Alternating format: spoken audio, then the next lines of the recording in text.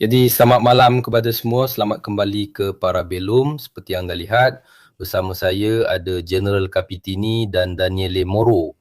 Dan seperti semua orang, kami sedang menunggu untuk memahami apa yang akan berlaku. Dan berita dalam 30 minit terakhir ialah perjalanan Vance telah hampir dibatalkan. Jadi, dengan kemungkinan besar, tembak-menembak akan bermula semula. Tidak lebih, tidak kurang, jadi selamat datang kepada kedua-duanya. Kita sentiasa berada dalam situasi seperti ini. Terima kasih kepada semua. Jadi, saya akan cuba membuat ringkasan tentang apa yang berlaku dalam minggu lepas. Kita semua telah melihat tarik-menarik itu. Maksud saya, mula-mula ada cadangan 15 perkara dari satu pihak. Kemudian cadangan 10 perkara dari pihak lain. 2 minggu lepas pun sudah jelas bahawa perkara-perkara itu sangat berbeza dan tidak dapat didamaikan sehingga tidak akan membawa ke mana-mana. Di tengah-tengah itu, ada juga perkara lain yang berlaku. Orang Amerika telah menembak sebuah kapal Iran. Mereka telah menaikinya, nanti kita akan lihat, dan sebagainya. 2 atau 3 hari terakhir ini mereka sangat menumpukan perhatian pada perbincangan mengenai uranium yang diperkaya. Orang Amerika berkata, baiklah. Trump berkata, ya, kami akan bawa keluar uranium yang diperkaya itu. Orang Iran pula berkata, tidak, itu tidak akan berlaku. Tepat di tengah-tengah, pihak Rusia menawarkan untuk menyimpan uranium itu.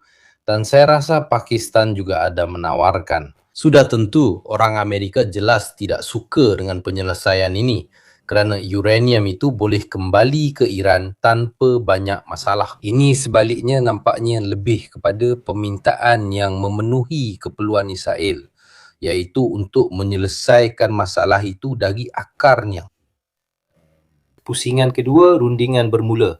Sebenarnya pusingan kedua ini berlaku ketika Donald Trump di satu pihak berkata, rundingan pusingan kedua sedang berlangsung, semuanya berjalan dengan sangat baik, perbincangan sangat menguntungkan dan sebagainya. Orang Iran secara rasmi benar-benar berkata bahawa mereka telah menolak tiada pusingan kedua undingan. Jadi semuanya telah terhenti. Hari ini mereka sepatutnya bertemu akhirnya. Hari ini adalah hari ke-21 daripada 2 minggu gencatan senjata. Sebenarnya memandangkan kekecohan tentang serbuan kapal itu dan sebagainya, boleh dikatakan suasana menjadi tegang dalam 24 hingga 48 jam terakhir. dan sebenarnya kecuali Vance. Sehingga 4 jam yang lalu, dia berada di Washington, dia sedang bercakap di telefon dengan Paulo. Dan kami tertanya-tanya, kalau dia di Washington, berapa lama dia ambil masa untuk terbang ke sana? Jadi memang sudah sangat meragukan dia akan muncul. Sekarang sudah rasmi bahawa memang tidak berlaku apa-apa. Masing-masing akan kekal dengan pendirian sendiri. Paulo, aku memang nak terus kepada kau. Tentang isu kapal tu, pada pendapat kau, sejauh mana fakta bahawa USS Spruance yang juga dinamakan sempena seorang laksamana besar mempengaruhi keadaan? Laksamana Spruance telah menembak kapal Iran ini, mereka telah menaikinya dan sebagainya. Semuanya berlaku dalam 48 jam ini. Adakah ini satu permainan? Adakah ini hanya lakonan? Sementara itu, saya ingin ucapkan selamat malam kepada semua. Hai Daniele, hai Mirko, dan hai kepada semua yang mendengar kami. Sementara itu, ia menunjukkan satu perkara yang sangat jelas, iaitu orang Iran sendiri pun tidak begitu percaya dengan pusingan rundingan kali ini. Kerana bukannya kapal Iran itu tiada apa-apa untuk dilakukan, bukan? Kapal itu mengangkat sauh dan cuba memecahkan sekatan. Kapal Iran itu diarahkan supaya mengangkat sauh, pergi ke kawasan ini, dan kemudian kita lihat apa yang berlaku. Mereka memang menjangkakan apa yang akan berlaku, iaitu untuk menyebabkan dan membuktikan bahawa Sekatan Laut Amerika adalah satu tindakan bermusuhan. Ia adalah satu tindakan perang yang dilakukan pada masa yang sama apabila rundingan sedang diminta. Jadi, ia adalah satu perangkap besar oleh Iran yang mana orang Amerika bukan sahaja terperangkap, malah mereka tidak dapat mengelak daripada terperangkap. Tapi seseorang tidaklah memulakan dialog dan mengharapkan sikap yang santai, bukan sikap menembak ketika rundingan sedang berlangsung. Perundingan, itulah. Ini adalah gambar di mana kapal memberi arahan melalui radio untuk memberhentikan enjin. Dan ini adalah perkara biasa dalam tindakan yang dilakukan semasa sekatan laut. Orang Iran berkata, "Kamu telah menawan orang-orang kami. Kamu menahan kelasi Iran sebagai tebusan. Kamu telah merosakkan harta milik negara Iran." Dan pada masa yang sama, apabila kamu fikir atau memaksa kami untuk berunding, jadi kamu melakukannya dengan itikat buruk. Saya pasti orang Iran tidak akan percaya lebih daripada 20 minit kepada idea rundingan damai yang dibawa oleh Trump. Dan mereka mempunyai rekod yang baik. Kerana anda ingat sebelum ini, peluru berpandu ke Oman semasa perbincangan itu, kemudian peluru berpandu lagi. Kembali kepada perbincangan yang lain. Sebaik sahaja mereka mengadakan sidang kemuncak untuk keamanan, seseorang akan terkena peluru berpandu. Dan saya juga faham kehati-hatian para pemimpin Iran untuk tidak meninggalkan rumah mereka. Kerana ideanya ialah kita akan tembak juga mereka ini apabila kita turun semula. Bila disebut begitu, memang kelakar. Bila disebut begitu, memang kelakar. Tapi sebenarnya ini membuktikan bahawa pihak berkuasa yang sepatutnya bertindak tidak memberi jawapan. Pada pandangan orang Iran dan ramai lagi yang memerhati tanpa bersuara, sudah tidak lagi mempunyai modal kredibiliti yang merupakan senjata sebenar kuasa besar. Maksudnya, sebelum saya perlu buktikan kekuatan saya kepada awak, cukuplah dengan idea bahawa saya boleh tunjukkan kekuatan itu untuk buat awak berfikir 2 kali. Di sini pula, kita boleh fikir ia hanyalah satu gertakan. Sebenarnya, kuasa besar sentiasa bergantung pada gertakan. Paulo, maaf, tapi ini memang satu permainan kan. Orang Iran dah pasang pangkap, mereka tahu kapal itu akan disekat di situ. Mereka bergerak dari USS Tripoli untuk beri gambaran tertentu. Dan di sebelah satu lagi, kita ada Trump yang berbohong tanpa segan silu. Kata, ya, kita sedang berunding, semuanya berjalan lancar dan sebagainya. Dari sudut pandang dia, semuanya baik saja. Sebab bagi Trump, rundingan dibuat dengan seseorang yang langsung tak bercakap. Atau mungkin tak ada pun. Dari sudut pandang dia, saya percaya dia kata semuanya berjalan dengan baik. Tapi itu hanyalah permainan komunikasi. Paulo, maksud saya kata semuanya berjalan lancar. Dan di pihak satu lagi, mereka kata tiada pihak jahat. Mereka sendiri yang lakukannya. Mereka kata itu tak benar. Dia sepatutnya ingat, jika dia menjenguk dari mana-mana tingkap di Rumah Putih, pemandangan di sekelilingnya akan mengingatkan dia apa itu kuasa. Washington, sebagai sebuah bandar, adalah salah satu daripada beberapa ibu kota di dunia yang dibina, lahir untuk menunjukkan kuasa sebuah negara yang hebat. Pertama di dalam dirinya sendiri dan kemudian di luar. Ia bukan sebuah bandar yang mempunyai sejarah lain dan kemudian menjadi ibu kota. Memang begitulah ia dibina. Sekarang dia sepatutnya faham. Mungkin perlu dijelaskan bahawa dia adalah Presiden Amerika Syarikat untuk seketika, seperti semua yang terdahulu untuk seketika. Apa yang kekal adalah Amerika Syarikat. Dan anda memang tidak boleh fikirkan permainan seperti ini yang mungkin berkesan dalam banyak bidang lain, dalam bidang keuangan, dalam bidang perniagaan. Bermain poker, bermain dengan cucu-cucu di atas permaidani ruang tamu memang tidak mengapa. Namun ada perkara-perkara yang jika anda memegang jawatan tertentu, anda langsung tidak boleh mencubanya. Anda langsung tidak boleh mencubanya. Kadang-kadang memang mudah jika boleh mencubanya, tetapi anda tidak boleh. Kenapa? Kerana peranan anda menghalangnya. Jika dia kaku, dia tidak mahu menerima hakikat bahawa menjadi Presiden Amerika Syarikat tidak disokong oleh kehebatan. Jadi, dia boleh menjadi seorang presiden Amerika Syarikat yang mempunyai visi yang begitu maju sehingga boleh membenarkan dirinya menjadi sedikit asli.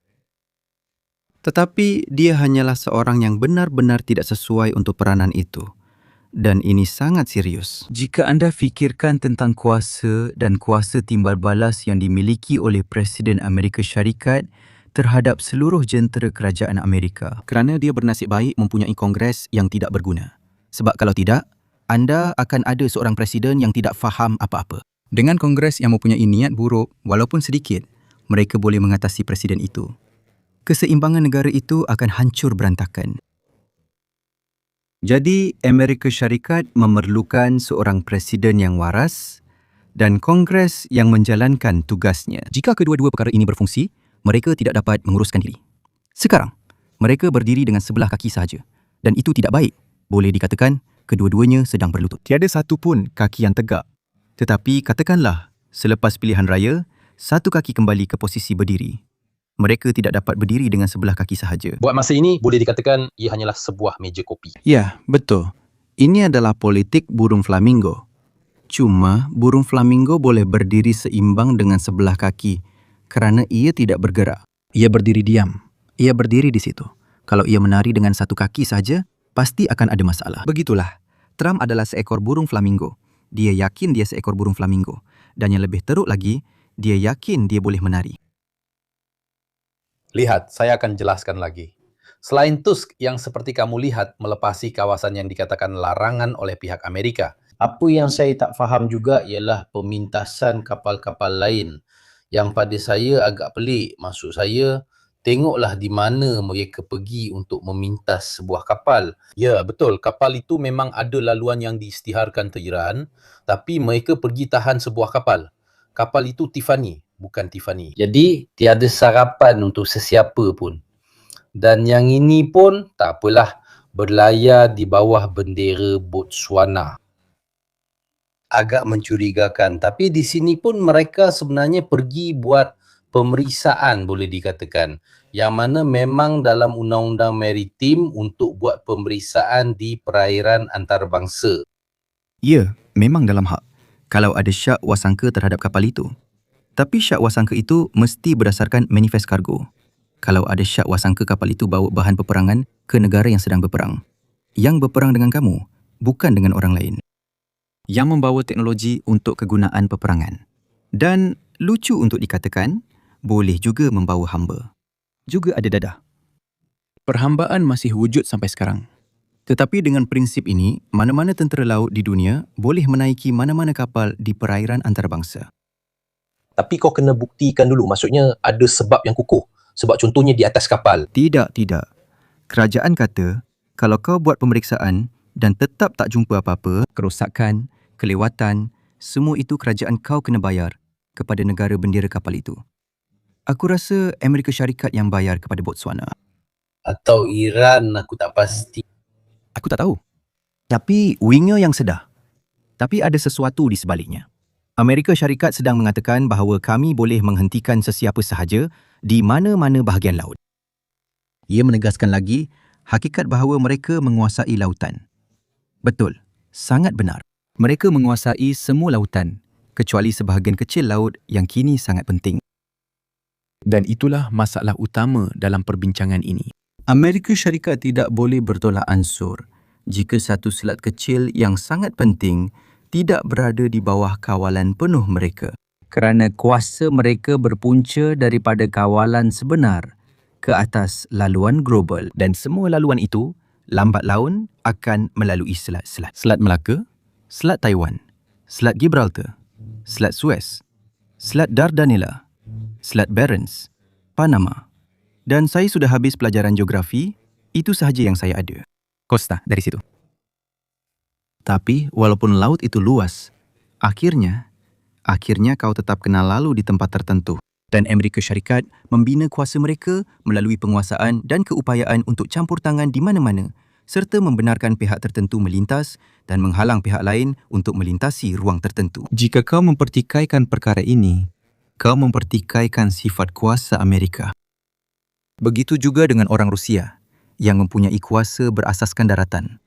Jika kau cuba menduduki tanah mereka, mereka akan sangat marah kerana kau boleh ambil apa sahaja kecuali hak milik mereka ke atas tanah itu. Dan itulah unsur kekuatan mereka.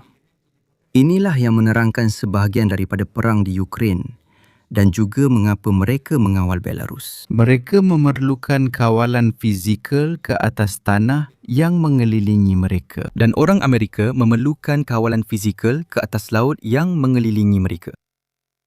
Jika anda menyentuh perkara ini, anda menyentuh inti kepada kuasa Amerika. Yang bukan keuangan, yang bukan ekonomi, yang bukan budaya, yang bukan, saya nak kata, langsung tiada apa-apa. Tetapi pada dasarnya, inilah dia. Membenarkan seluruh dunia berdagang mengikut syarat saya. Itulah teori geopolitik Rimland kan. Maksudnya kawasan yang merangkumi semua selat seperti Tsushima, Suez, Hormuz dan sebagainya. Saya ingin tegaskan dua perkara dan kemudian saya serahkan kepada Daniele. Setakat ini kami telah tunjukkan kekacauan yang telah dilakukan oleh orang Amerika. Mereka terperangkap dengan perangkap kapal Iran. Mereka menaiki kapal lain. Trump kata ada rundingan dan ada pula yang menafikannya. Bukan pihak satu lagi itu duduk diam saja. Pada 18 April, orang Iran telah menembak sebuah kapal. Ini adalah semua kes di mana mereka telah menembak kapal-kapal. Pada 18 April, ada 2 kapal, sebuah kapal tangki, Mein Schiff 4 dan Everglade telah rosak terpaksa berpatah balik. Dan kemudian sudah tentu ada insiden Tuskah. Jadi masing-masing telah memainkan peranan mereka dari kedua-dua belah pihak. Jadi memandangkan kita sedang bercakap tentang hakikat bahawa Trump tidak sesuai, Daniele sebelum siaran langsung tadi sedang menceritakan kepada kami. Pada pendapat saya, satu episod yang agak menarik yang pernah kami liputi dari segi operasi, iaitu apa yang berlaku semasa penyelamatan juruterbang. Apa yang kami tidak tahu ialah di belakang tabir. Jadi silakan Daniele. Selamat malam semua, terima kasih sekali lagi atas jemputan ini. Apa yang berlaku, jika anda masih ingat, pada satu ketika sebuah pesawat telah ditembak jatuh dan seorang juruterbang F-15, juruterbang Amerika, telah hilang jejak. Satu operasi penyelamatan yang sangat rumit telah dilancarkan, yang nampaknya melibatkan ramai orang dan pasukan. Kita akan bincangkan nanti. Pada satu ketika, apa yang berlaku? Anda tahu bahawa terdapat situation room di bawah Rumah Putih.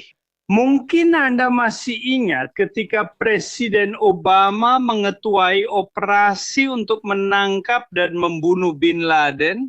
Ada satu gambar yang sangat terkenal di mana kelihatan kira-kira sedozen ketua politik dan tentera Amerika berkumpul pada suatu malam. Malam Ahad sekitar pukul 8.30 malam waktu Washington. Di mana mereka berkumpul, politik dan Pentagon dalam mengendalikan operasi yang sangat rumit.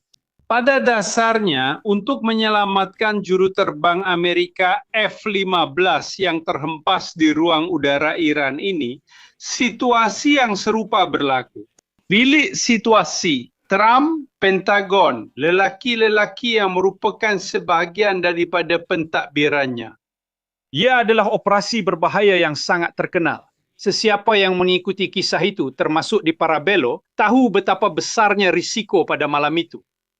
Risiko pada malam itu ialah Trump mungkin menerima nasib yang sama seperti Jimmy Carter. Jika seseorang mengimbas kembali, apa yang berlaku? Apabila Jimmy Carter melancarkan operasi dengan helikopter untuk cuba membebaskan tebusan Amerika di kedutaan, sekali lagi di Tehran, dalam satu bencana yang menyebabkan Jimmy Carter kehilangan peluang untuk dipilih semula sebagai Presiden Amerika Syarikat.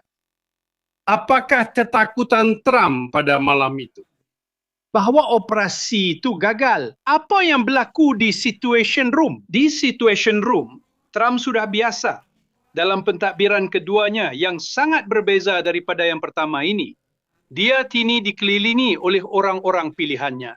Dalam pentadbiran pertama, jika anda ingat, ada general, ahli politik, juru teknik dan pakar terkemuka yang banyak kali berkata tidak kepadanya, nasib baik untuk semua orang. Kali ini, berdasarkan pengalaman dari penggal presiden pertama, dia memilih untuk hanya dikelilingi oleh Pak Turut. Apa yang berlaku? Komander-komander Pentagon yang berada di dalam bilik itu menyedari bahawa lelaki ini sebenarnya telah dilanda panik. Maksudnya, dialah yang berkata, jika operasi ini gagal, saya yang akan tersingkir, bukan kamu semua. Maksudnya, dia benar-benar berada di bawah tekanan psikologi yang luar biasa. Pada satu ketika, apa yang berlaku? Mereka terpaksa membawanya keluar dari bilik situasi. Mereka benar-benar membawanya keluar semasa operasi sedang berlangsung. Dan mereka memilih untuk memberinya maklumat sedikit demi sedikit tanpa membiarkannya terlibat dalam fasa operasi membuat keputusan. Sekarang anda faham bahawa ini informasi yang juga diketahui oleh orang Iran membawa dengan mendengar pengenalan yang diberikan oleh Mirko tadi. Juga pihak lawan, saya rasa pertama sekali pihak lawan tidak lagi faham permainan apa yang mereka mainkan. Maksud saya percaya kemudian Jeneral Capitini telah mempelajari perkara-perkara ini di akademi. Saya sebagai rakyat percaya bahawa perkara paling berbahaya yang Anda boleh temui pada seorang lawan ialah apabila Anda bertemu dengan seorang yang bodoh. Dalam arti kata lain, orang bodoh itu tidak dapat dikalahkan. Kemudian, ada orang dalam beberapa tahun ini berkata, Trump buat macam Nixon untuk menipu kita. Tidak, saya telah sampai kepada kesimpulan bahawa Trump tidak mempunyai strategi. Dia hanya terjebak. Ada siasatan yang kita bincangkan minggu lepas. Siasatan dari New York Times. Tiada siapa yang mampu menafikannya. Siasatan dari New York Times itu memberitahu kita apa? Bahawa sebelum Christmas, Netanyahu pergi berjumpa Trump dan berkata, kita akan lakukan operasi dalam 2 peringkat. Kita bunuh kumpulan kepimpinan Iran dan rejim itu akan tumbang. Pengarah Mossad pula pergi ke Washington dan berkata perkara yang sama. Rekonstruksi oleh New York Times memberitahu kita bahawa Trump walaupun bertentangan dengan pendapat seluruh Pentagon termasuk para jeneral yang dia sendiri pilih, tetap memutuskan untuk teruskan juga. Jadi dari situlah dia terjerumus ke dalam situasi yang sangat teruk. Maksudnya, bila kau buat satu kesilapan, semua yang lain akan ikut sekali. Apa yang dijelaskan oleh Jeneral Capitini bagi saya menarik kerana sebab itu. Pertama sekali, mereka telah menyingkirkan, ini juga dijelaskan oleh seorang rakan universiti saya yang pernah menjadi duta Amerika Syarikat di NATO dan duta Amerika Syarikat di Beijing. Maksudnya bukan calang-calang orang, mereka telah menyingkirkan seluruh pasukan jabatan negara yang boleh berbahasa Farsi, bahasa orang Iran. Mereka juga menyingkirkan pakar tentang Iran di jabatan negara. Dan mereka telah menghantar Juga penyingkiran itu. Ia juga menjelaskan penyingkiran ketua staf dan yang lain yang jelas-jelas telah memberitahunya tak boleh buat begitu. Sudah tentu. Sudah pasti. Mereka hantar 2 orang pemaju hartanah yang selalu mengingatkan saya kepada Toto dan Pepino di Piazza Duomo. Apabila mereka datang dan berkata, "Nous voulons savoir" kepada polis trafik di hadapan Duomo di Milan. Begini, apabila kau bergantung kepada pasukan ini dan kau mulakan dengan satu berita yang keluar hampir secara langsung ketika kau menyampaikannya di laman web Washington Post, masih belum disahkan bahawa Vance tidak akan berangkat lagi. Fakta melibatkan Vance dalam situasi di mana pasukan teknikal Amerika telah disingkirkan oleh orang Amerika sendiri. Vance yang paling menentang operasi-operasi ini kerana ia bertentangan dengan semua janji pilihan raya, pergerakan MAGA dan sebagainya. Bukan itu sahaja. Tetapi hujah Jeneral Capitini adalah masalah sebenar dalam kisah ini. Kau telah melakukan kesilapan dengan menyerang. Kau memandang rendah risiko bahawa seseorang akan mempertahankan diri. Dan oleh itu, semua orang berkata, ia berjaya di Venezuela. Ulangi permainan itu di Iran. Baiklah, itu memang seperti mencampur adukan epal dengan pir. Kau telah terlibat dengan Iran. Pada ketika ini, Iran sudah tidak berminat untuk mengalah lagi kerana percaturan antara pihak ini sangat tidak seimbang. Bagi Iran, dikelilingi selepas 47 tahun memilih untuk menjadi musuh hampir seluruh dunia di sekelilingnya. Bukan sahaja Israel, tetapi juga semua negara teluk. Ia berbeza bagi Amerika Syarikat dan juga bagi sekutu-sekutu Amerika Syarikat yang lain. Di sini, kita sampai kepada hakikat bahawa ia bukan sahaja menyusahkan sekutu barat, tetapi yang paling utama, ia menyusahkan negara-negara teluk yang masih mengeluh malam ini bahawa Amerika Syarikat telah memulakan perang dan tidak mampu melindungi mereka. Trump ada sedikit masalah dengan Vance kerana kebelakangan ini dia sering menghantarnya dalam misi bunuh diri. Lebih kurang seperti perjalanan terakhir Yamato. Mula-mula dia menghantarnya ke Hungary. Sekarang dia menghantarnya ke sini untuk tunjuk muka. Dia rasa sedikit terkesan kerana sekarang dia mewakili kumpulan MAGA tulen dan dia pula telah melakukan banyak kesilapan, jadi dia mahu, dalam tanda petik, melibatkan dia dalam urusannya. Tidak, dengar sini. Saya berdasarkan pengalaman dan sifat pribadi memang menentang teori konspirasi. Saya tidak percaya ada rancangan tersembunyi. Yang ada hanyalah kekacauan besar.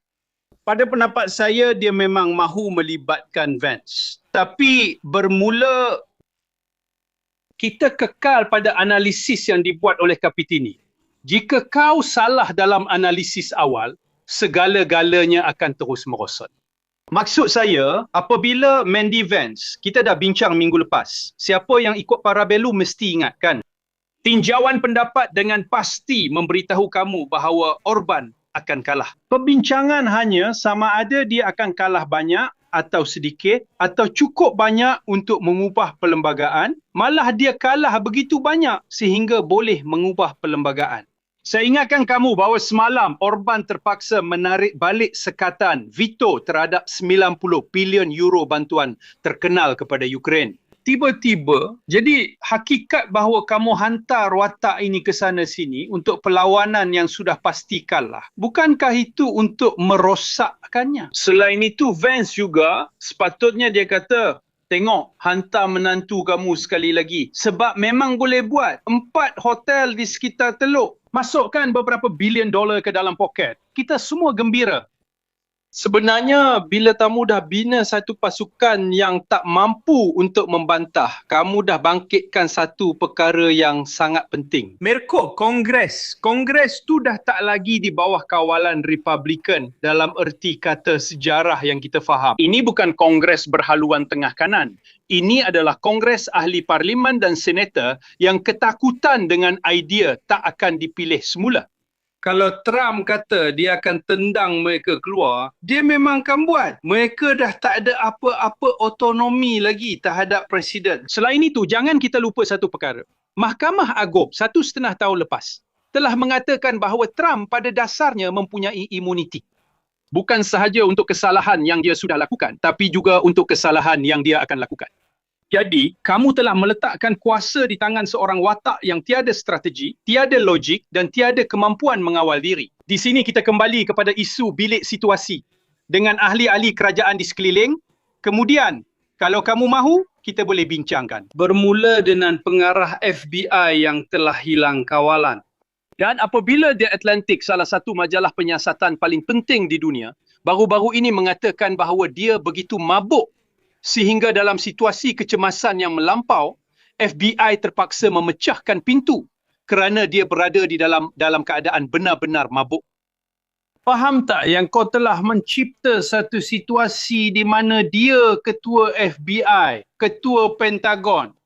Hampir semua kumpulan yang dia pilih ada masalah alkoholisme. Bukan alkoholisme yang minum 2 gelas dengan kawan di bar. Itu tak bermaksud apa-apa. Tapi benar-benar alkoholisme. Maksudnya mereka tak mampu bila tertekan untuk memikul peranan yang Trump telah berikan kepada mereka. Palatu telah menyaman Atlantik dan menuntut 250 juta. Saya juga akan jawab beberapa soalan kalau saya tak terlepas. Pada pendapat anda, berapa lama Turki akan berjaya memiliki senjata nuklear? Mungkin mereka sedang memahati, tapi mereka bukan antara negara-negara yang berisiko. Di mana awak kata ada orang yang nak membunuh awak, perhatikanlah. Itu adalah obsesi Korea Utara, obsesi Iran. Sebab semua yang tak ada, macam Gaddafi sebagai contoh, telah disingkirkan. Lebih mudah ya untuk menyingkirkan seseorang yang tidak mempunyai senjata nuklear. Jadi, ia adalah satu obsesi bagi negara-negara yang tahu, dalam tanda petik, mereka berada di sempadan atau saluran, atau pilihlah istilah yang anda suka. Dan jadi mereka mahu melindungi diri mereka. Ini adalah soalan untuk awak, Daniele. Adakah benar cerita tentang perselisihan antara Trump dan Dan Kane? Terhadap, Menentang Dan Kane. saya tak dengar. No. Saya tak tahu nak jawab. Memang saya tak tahu nak jawab. Saya cuma nak tambah satu perkara tentang senjata atom. Siapa yang ikut Parabellum? Sehari selepas Trump dipilih semula, saya ingin ingatkan bahawa kami terus berkata, 2 negara pertama yang akan fikirkan tentang kemungkinan persenjataan semula atom ialah Korea Selatan dan Jepun. Mereka memang sedang menuju ke arah itu. Saya juga akan tambah Sweden dan Poland dalam senarai itu. Poland menawarkan untuk menjadi tuan rumah lebih daripada membuatnya sendiri. Maksudnya, ya, kami juga mahu menjadi tuan rumah. Kalau ada yang lain tak mahu, kami yang mahu. Paulo, andaian bahawa rundingan ini tidak berlaku dan jika Trump menunaikan janjinya, dan di sini ada 87 orang berbaris, esok mereka akan bermula semula pada dasarnya. Jadi menurut anda, apakah senario minimum dan maksimum? Kerana jika mereka memusnahkan sistem tenaga, kita tahu apa yang akan berlaku kepada monarki Teluk. Dan di situ, ia akan menjadi bencana dunia. Jadi menurut anda, apa yang mereka mungkin cuba lakukan sekarang apabila ultimatum ini tamat? Terima kasih. Jadi perkara lucunya ialah, ini adalah salah satu daripada beberapa peperangan yang tidak boleh diselesaikan secara ketenteraan. Ini adalah salah satu perkara baru kerana biasanya perang dimenangi dengan mengatasi kekuatan ketenteraan pihak lawan secara fizikal. Dan ini kurang berlaku dalam sejarah peperangan. Ini adalah peperangan yang bermula tanpa instrumen ketenteraan menjadi faktor penentu. Maksudnya, ia tidak berjaya untuk mengatasi dalam apa jua keadaan. Maksudnya, Iran tidak berjaya mengatasi musuhnya Israel, malah tidak mencuba pun terhadap Amerika Syarikat. Tetapi perkara yang lebih serius ialah Amerika Syarikat pun tidak berjaya mengatasi Iran secara ketenteraan dan mereka tidak akan berjaya. Kenapa premis ini? Kerana jika dengan alat ketenteraan kamu tidak mencapai tujuan peperangan, andaikan dalam masa yang sama kamu terfikir apakah tujuan peperangan itu. Kalau benar-benar tujuannya adalah perubahan rejim, izinkan saya menyelitkan sedikit di sini. Satu perubahan rejim yang membawa Iran kembali ke dalam pengaruh Amerika Syarikat, sekaligus menyelesaikan persamaan di rantau Timur Tengah, memihak kepada Amerika Syarikat, merugikan China dan sebahagiannya merugikan Rusia. Sedikit tambahan kepada perbincangan ini.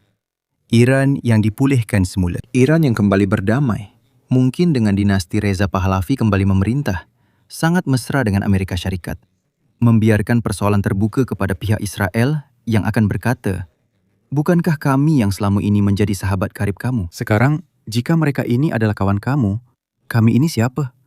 Tapi lupakanlah, kita tutup perkara ini. Perang ini tidak akan diselesaikan secara ketenteraan. Ia boleh dihentikan melalui jalan diplomatik, tetapi untuk melakukannya bermakna membuatkan sebuah kuasa besar mengakui kehilangan status kuasa besarnya. Dan kita tidak boleh meminta Amerika Syarikat, walaupun di bawah pemerintahan Trump, untuk membunuh diri. Walaupun bukti kelemahan ini jelas di hadapan semua orang. Ia jelas di hadapan semua orang. Kerana kita mempunyai sebuah kuasa besar yang tidak dapat menunjukkan kekuatan dalam peperangan darat kerana tentera darat Amerika. Bahagian baki daripada kuasa ketenteraan Amerika. Kuasa ketenteraan Amerika yang tinggal terletak pada Angkatan Laut dan tenteranya udara dan dalam keupayaannya mengawal ruang angkasa dan rangkaian cyber. Tentera darat secara keseluruhannya bukanlah sebab utama kuasa ketenteraan Amerika. Dalam medan ini, ia tidak dapat menzahirkan kuasanya. Ia telah cuba menunjukkan kuasa udara tetapi tidak berhasil. Ia juga telah cuba menunjukkan kuasa nasional dan tidak berhasil kerana armada laut masih jauh dari pantai Iran. Atas satu sebab yang mudah, bukan kerana takut, tetapi kerana ada risiko yang sangat serius bahawa mereka akan menembak hari ini, menembak esok dan pada hari keempat juga. Mungkin satu peluru berpandu yang bertuah akan tepat mengenai dek utama Fort dan menyebabkan anda menghadapi kesulitan yang serius. Jika tidak di bawah air, sebuah kapal induk nuklear. Ini juga adalah satu perkara yang patut dibincangkan. Jadi ia tidak dapat dicapai melalui cara ketenteraan.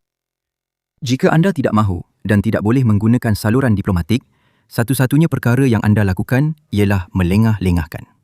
Kita terus main bertahan habis-habisan. Saya hantar kepada awak, awak hantar kepada saya. Kita tidak melepasi garisan tengah padang. Saya tidak akan jaringkan gol kepada awak. Kita cuba untuk tidak bolos lagi.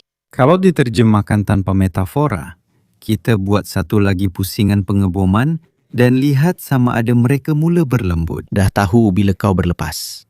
Mereka di sebelah sana jadi lebih lembut. Dan mereka pun dah tahu yang mereka takkan jadi lebih lembut. Tapi kita dapat beli masa dengan langkah ini. Jadi, kalau saya kena buat ucapan, 15 hari ini secara teknikal telah digunakan oleh Tentera Udara Amerika untuk merehatkan juruterbang, merancang dengan lebih baik, melakukan penyelenggaraan pesawat, menukar beberapa alat ganti dan membaiki sedikit. satu jeda. Apa yang dipanggil dalam istilah sebagai jeda operasi? Jeda operasi adalah antara dua kitaran operasi. Mungkin selepas jeda ini tamat, yang bukan gencatan senjata, satu kitaran operasi baru akan bermula. Saya benar-benar berharap ia tidak menyerang sasaran yang kamu sebutkan, iaitu tidak menyerang aset vital Iran. Saya rasa di suatu tempat, mungkin dalam mana-mana manual undang-undang antarabangsa yang berhabuk, ada tertulis bahawa perkara itu tidak boleh dilakukan. Tapi apa kau nak buat? Siapa yang peduli kalau kau bunuh orang awam? Robohkan jambatan, musnahkan empangan, banjirkan seluruh wilayah, bom hospital, tapi mari kita anggap perkara itu tak boleh dilakukan. Tapi seperti yang kau kata tadi, bukan risiko, tapi hampir pasti. Bila berdepan dengan tindakan seperti ini, maafkan saya ulang lagi. Orang Iran akan bertindak balas dengan menyerang struktur yang sama di Teluk. Sedangkan negara-negara Teluk tidak mempunyai kedalaman strategik seperti Iran. Bila kita cakap tentang kedalaman strategik, dalam kata lain, ke mana mereka akan pergi? Ke mana penduduk di seluruh kawasan itu akan pergi tanpa air, tanpa elektrik, tanpa apa-apa?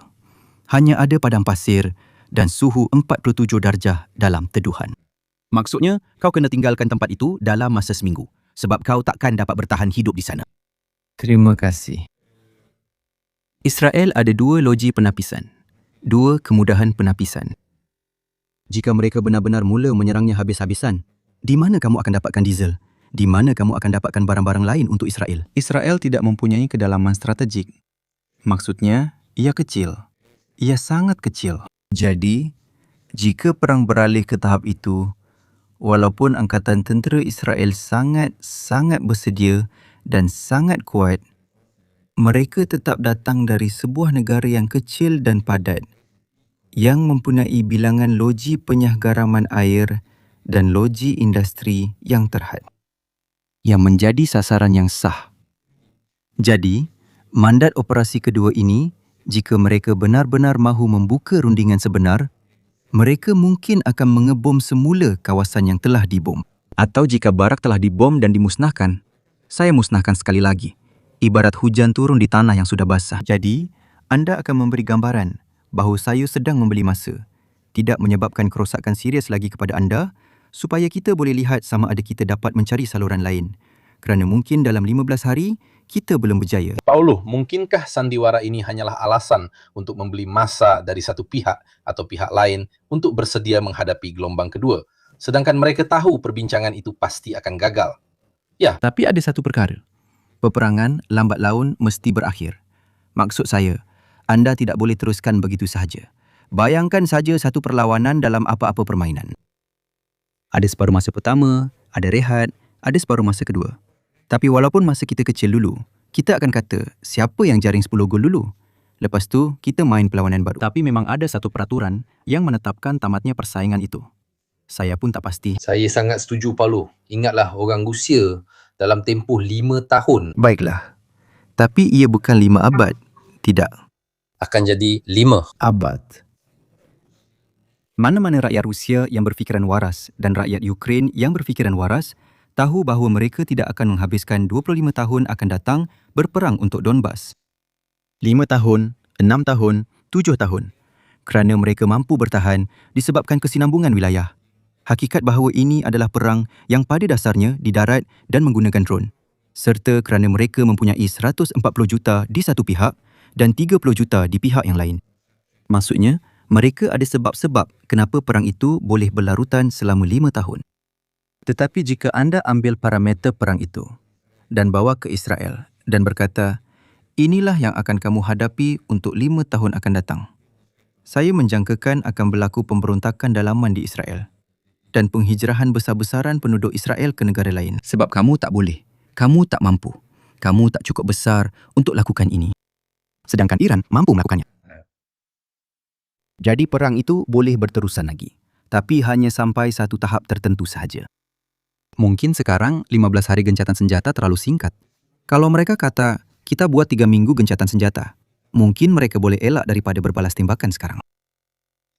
Kita kena tengok apa yang mereka akan mula serang mulai esok atau lusa. Sebab kalau mereka mula serang dengan lebih keras sekali lagi dan beri peluang kepada orang Iran untuk buat perkara yang sama, situasi akan jadi lebih besar. Kita akan masuk ke tahap yang lain. Kita bercakap tentang krisis bekalan dunia yang akan berlarutan selama 6 bulan demi 6 bulan kalau bukan bertahun-tahun. Pada ketika ini, India perlu campur tangan. China perlu campur tangan. Eropah sebagai Eropah perlu campur tangan. Pakistan perlu campur tangan. Semua perlu campur tangan. Semua yang kebuluran kerana tiada apa-apa lagi yang melalui Hormuz.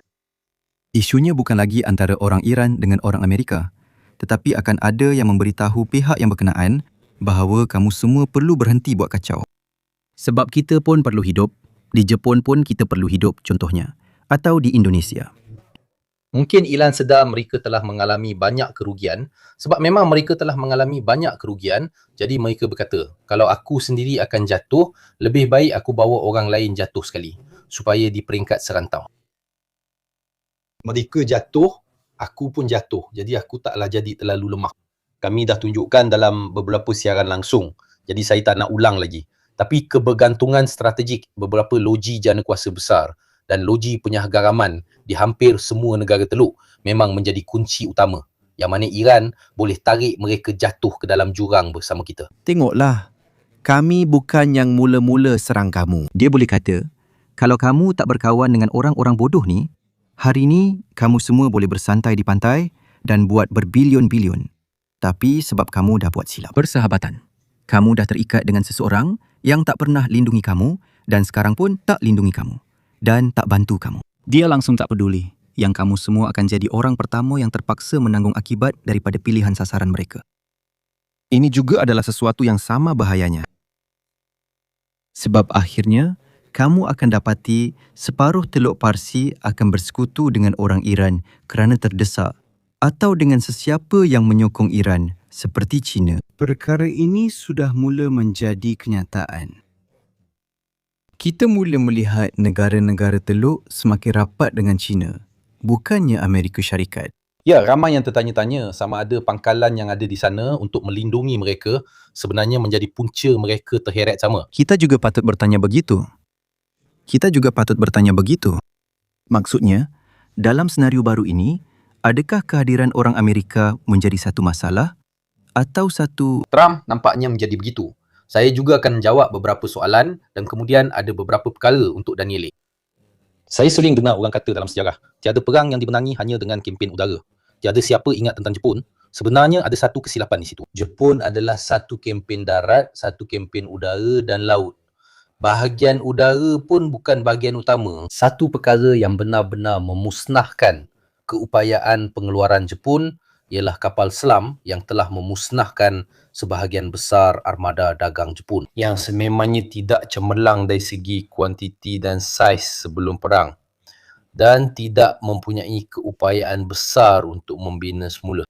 Jadi terdapat banyak faktor yang terlibat di tengah-tengahnya. Jika seseorang hanya mengambil kira kempen udara Amerika terhadap Jepun, sebelum mereka dapat sampai ke Jepun, terdapat serangan kecil Doolittle yang lebih bertujuan untuk membalas dendam atas Pearl Harbor. Sebelum itu, mereka perlu menawan kawasan-kawasan lain. Jika tidak ada Okinawa, Tarawa, Iwo Jima, Guadalcanal, Peleliu dan sebagainya. Strategi lompat pulau untuk menduduki semua pulau-pulau yang menjadi tanah untuk pangkalan, kemudian menduduki pulau-pulau lain untuk mendekati wilayah utama Jepun. Ada bahagian peperangan darat di tempat di mana tanahnya sangat sedikit. Perang itu berlaku di Pasifik, tetapi tanahnya sangat sedikit. Namun saya terlupa siapa nama Jeneral Tentera Udara Amerika. Tetapi ideanya adalah untuk mengubah Okinawa menjadi sebuah lapangan terbang gergasi. Dan pada dasarnya membawa semua pengebom 4 enjin dari England dan Eropah ke sana. Dia telah membuat kiraan, dia mahu melakukan sesuatu seperti 1,500 serangan oleh 1,500 pengebom 3 kali sehari. Itulah rancangan untuk memusnahkan Jepun. Kemudian, sudah tentu, bom nuklear pun tiba. Soalan untuk Mo. Adakah kaitan antara Presiden BlackRock, pembelian BR, hak pelabuhan di Hong Kong dan Trump yang mencadangkannya untuk Fed? Kerana terdapat juga pergerakan pelik. Selain itu, untuk menjawab, saya mengikuti sembang semasa kita menonton. Ada mesyuarat ini, utusan khas. Witkoff dan penasihat umum Presiden Jared Kushner telah dilihat dalam rakaman kamera di luar pintu masuk Rumah Putih. Ada juga Rubio, juga setiausaha pertahanan Hexet, telah dilihat masuk ke dalam bangunan itu. Bersama Rubio, ada mesyuarat yang sedang berlangsung sekarang. Terima kasih. Terima kasih kepada semua. Kira-kira 6 jam kurang berbanding dengan Itali. Jadi operasi itu jelas digantung. Jelas bahawa mesyuarat ini diadakan untuk memutuskan bagaimana untuk bertindak. Namun kita perlu berpegang pada pertimbangan yang anda buat. Maksudnya, kedua-dua pihak mempunyai matlamat yang benar-benar bertentangan. Menurut saya, Iran tidak boleh menurunkan tahap pencegahan mereka melebihi satu tahap tertentu. Maksudnya, jika Iran menyerahkan apa saja pencegahan yang masih mereka ada, sebaik saja mereka melakukannya, mereka akan tamat riwayat. Kerana seluruh sejarah negara-negara ini, anda tadi menyebut nama Gaddafi. Pada saat Gaddafi melepaskan senjata kimia dan biologi, dia telah tamat riwayat. Malangnya, penggalaman mengajar Korea Utara yang sedang mempersenjatai semula bahawa satu-satunya cara untuk rejim Korea Utara bertahan adalah dengan meningkatkan keupayaan pencegahan nuklear.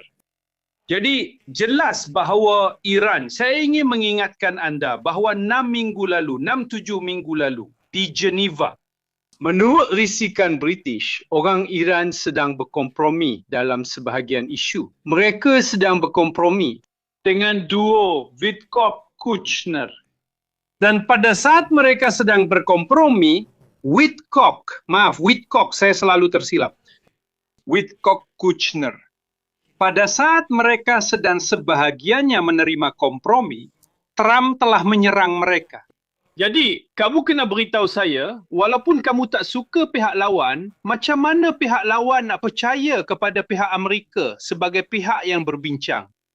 Saya tak percaya ada rancangan dalam hal ini. Saya tetap dengan pendirian saya, pada pendapat saya, memang ada kekeliruan yang besar.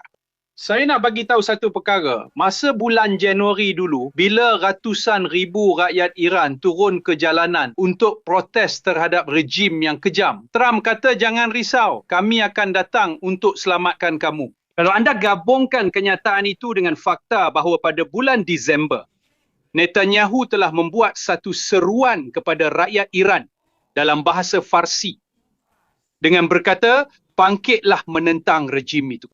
Ini adalah satu lagi bukti bahawa Trump benar-benar yakin ada kemungkinan untuk menukar rejim. Saya juga ingin anda perhatikan bahawa terdapat 50,000 askar Amerika yang telah berada di sana selama 6 minggu. Selain kos penggunaan peluru, anda telah melihat bahawa di Pentagon sejak beberapa hari lalu ada amaran mengenai perkara ini. Maksudnya, peluru juga adalah sesuatu yang terhad. Maksud saya, anda tidak boleh menggunakan lebih banyak daripada apa yang anda hasilkan. Budak kecil pun boleh faham perkara ini. Tetapi nampaknya kepada Presiden Amerika Syarikat, konsep ini tidak begitu jelas. Tetapi jumlah Tomahawk yang telah digunakan juga telah dikira general. Dan kita juga tahu lebih kurang berapa jumlahnya. Perang bukanlah berakhir kerana kehendak ilahi. Perang berakhir kerana wang habis, senjata habis, keupayaan untuk bertempur habis. Bukan keinginan untuk bertempur, tetapi keupayaan untuk bertempur. Keupayaan untuk bertempur bagi orang Amerika juga telah banyak berkurang. Mengenai isu Federal Reserve, satu-satunya perkara yang saya boleh katakan ialah sesi pendengaran pertama yang diadakan hari ini di Kongres sangat menarik. Kerana ketua baru Fed yang secara teorinya sepatutnya menyokong Trump dalam menurunkan kadar faedah. Dengan perang yang sedang berlaku ini, yang malangnya General Capitini betul tentang perkara ini. Bukan sahaja tidak berakhir, malah jika esok pagi mereka mula lagi. Keadaan menjadi lebih teruk, jadi inflasi semakin meningkat, kos tenaga juga naik. Risiko Trump untuk kalah dalam pilihan raya pertengahan penggal semakin meningkat. Risiko Trump dan orang-orangnya untuk didakwa dengan pemakzulan ketiga juga meningkat. Ada yang mungkin masuk penjara. Kerana lihatlah, sistem Amerika telah menjadi begitu kejam sehingga Trump sudah 10 tahun berkata, masukkan Obama ke penjara, masukkan Clinton ke penjara, masukkan anak Biden ke penjara. Tapi jangan fikir di pihak satu lagi ada orang yang lembik. Memang tak ada orang yang lembik di sana. Demokrat sedang ditekan, bukannya Demokrat itu baik dan Republikan itu jahat. Semua orang cakap benda yang sama. Kali ini kita buat perhitungan. Tentang Federal Reserve, kenapa yang menarik? Sebab calon ini pada dasarnya tidak akan mempunyai ruang untuk melakukan apa yang Donald Trump mahu Jerome Powell, Governor semasa Federal Reserve, lakukan. Ini akan membawa kepada satu lagi krisis, iaitu pada pertengahan Mei akan terbuka satu lagi isu kadar faedah. Kadar faedah bukan sahaja melibatkan Amerika Syarikat, tetapi juga seluruh dunia. Dolar adalah dunia. Walaupun ada had dan pengurangan wang, ia tetap menjadi dunia. Mengenai perjanjian berkaitan pelabuhan dan sebagainya, nampaknya ada kemungkinan kompromi. Tetapi pada pendapat saya, kita masih berada di peringkat yang sangat awal. Jadi sebelum kita teruskan, kerana ada banyak lagi isu lain, saya perlu mengucapkan terima kasih kepada penaja. Anda boleh terus dapatkan pautan di ruangan sembang sudah tentu, yang tidak lain tidak bukan ialah Incogni. Saya rasa anda pun macam saya setiap hari menerima email spam, perkhidmatan yang anda sendiri tak ingat pernah minta. Jadi ketahuilah bahawa jika mereka hubungi anda, itu kerana anda sudah termasuk dalam senarai mereka. Jadi secara praktikalnya, bila anda daftar di laman web, terutamanya yang percuma, ingatlah bahawa kalau sesuatu itu percuma, maknanya anda lah produknya. Jadi apa itu Incogni? Ia adalah satu perkhidmatan yang pada dasarnya menguruskan penyingkiran data peribadi anda, email, nombor telefon, malah juga maklumat peribadi lain. Mereka akan berunding secara praktikalnya dengan pelbagai broker data dan mereka bertanggungjawab untuk memastikan data anda dipadamkan. Jadi ia sangat berguna kerana anda akan dipadamkan dan anda mempunyai peluang untuk hilang daripada rekod. Anda tidak lagi menerima email-email ini. Ia mengurangkan email phishing, mengurangkan panggilan telefon yang anda terima dan secara umum ia mengurangkan aktiviti berniat jahat termasuk penipuan, serangan yang disasarkan dan perkara-perkara seperti ini. Incogni tidak seperti syarikat data lain, tidak menjual semula data anda. Anda hanya perlu membayar sedikit sahaja, malah sangat sedikit. Kerana jika anda menggunakan kod saya, anda akan mendapat diskaun sebanyak 60%. Anda boleh dapatkan pautan di dalam deskripsi, di ruangan chat, di komen yang disematkan dan selain itu anda juga menyokong saluran ini. Ingat, jika mereka tidak dapat mencari anda, mereka tidak boleh mengganggu anda. Jadi Incogni adalah penyelesaian kepada masalah anda dan juga masalah saya. Saya menggunakannya, saya telah gunakannya pada nombor saya, pada email saya, juga pada email isteri saya. Dan sejujurnya saya tidak lagi menerima sebarang panggilan selepas lebih kurang sebulan setengah digunakan. Soalan penting untuk Daniele Moro sebab bagi Trump kekecohan ini belum cukup. Dia juga menambah satu lagi perkara hebat ini. Terdapat laporan bahawa Pentagon sedang bersiap untuk pindahkan ketenteraan di Kuba. Adakah laporan ini benar? Adakah cuba yang seterusnya? Baiklah, itu bergantung kepada definisi anda tentang tindakan ketenteraan. Mungkin Venezuela atau Iran? Ya, itu bergantung kepada definisi anda tentang tindakan ketenteraan. Pada dasarnya, dia mengulangi semula perbincangan tentang cuba yang dibangkitkan tempoh hari. Maksudnya, sumber terbuka mengatakan ada pergerakan pelik oleh Amerika berkaitan dengan cuba. Dan apabila ditanya secara langsung sama ada tindakan terhadap cuba, dia jawab, itu bergantung kepada definisi anda tentang tindakan ketenteraan. Yang sebenarnya sama saja dengan omong kosong yang saya cakap semasa perbincangan tentang Venezuela. Jadi setahu awak, adakah ada sesuatu yang sedang berlaku dalam hal ini, memandangkan semuanya juga berkisar tentang Rubio? Sudah tentu ya. Kuba bagi Trump adalah ibarat Venezuela versi kecil. Maksudnya, ia berada dalam kawasan yang dianggapnya di bawah kuasanya. Jadi Amerika pada dasarnya, Amerika Utara, Tengah, dan Selatan adalah di bawah bidang kuasa eksklusifnya. Kuba adalah rejim yang mudah diserang. Ia bukan ancaman pengganas kepada Amerika Syarikat. Ia hanyalah satu luka sejarah bagi semua pentadbiran Amerika. Sejak zaman John Kennedy, Demokrat dan Republikan menganggap sistem Castro yang merupakan komunis pada masa itu, kini adalah pasca Castro. Bagaimanapun, ia masih sebuah kediktatoran di Cuba. Tetap menjadi gangguan, bukan satu ancaman. Kuba pada pendapat saya, dia akan simpan mungkin beberapa minggu sebelum pilihan raya. Kerana dia mudah menang, katakanlah begitu. Ia jauh lebih mudah untuk diuruskan berbanding Venezuela contohnya. Venezuela. Selain itu, perlu dikatakan bahawa Trump, operasi yang dia lakukan, dia berjaya menguruskannya. Maksudnya, rejim itu, ada satu siasatan di Financial Times semalam tepat mengenai bagaimana rejim Venezuela sebenarnya sedang mengalah pada hampir semua permintaan ekonomi kapitalisme Amerika, dan dengan cuba ada hundingan yang serupa, iaitu orang Amerika sedang memberitahu Cuba, jika anda membuka rejim, membebaskan sedikit pembangkang, sekadar untuk menunjukkan bahawa kami di sini untuk hak asasi manusia dan sebagainya, agak bersifat sampingan. Tetapi satu lagi masalah telah timbul. Terdapat berjuta-juta rakyat Amerika berketurunan Cuba yang serta-merta membangkitkan satu isu. Jika rejim tumbang, anda mesti memulangkan semula harta benda yang sejak zaman Fidel Castro telah anda ambil dari Cuba. Tetapi ia tetap satu operasi yang mudah. Pada pendapat saya tidak memerlukan campur tangan tentera. Mereka sudah pun membuatnya kelaparan. Saya ingin menarik perhatian anda bahawa satu-satunya operasi yang bertentangan arus ialah yang telah dijalankan oleh pihak Rusia. Memberikan bantuan baik pihak Rusia maupun pihak China. Sama ada dalam sumber tenaga maupun dalam beras dalam makanan. Di Kuba, tetapi jelas bahawa rejim Kuba tidak mempunyai ruang untuk berunding. Rundingan sedang berlangsung, sudah diketahui dengan siapa dan di mana ia dijalankan. Pada pendapat saya, dalam hal itu dia tidak perlu menggunakan cara yang keras. Pada pendapat saya, dalam hal itu dia akan dapat mencapai satu bentuk kompromi. Ini memberitahu kita bahawa yang masih terbuka baginya di luar benua Amerika adalah seluruh dunia yang lain.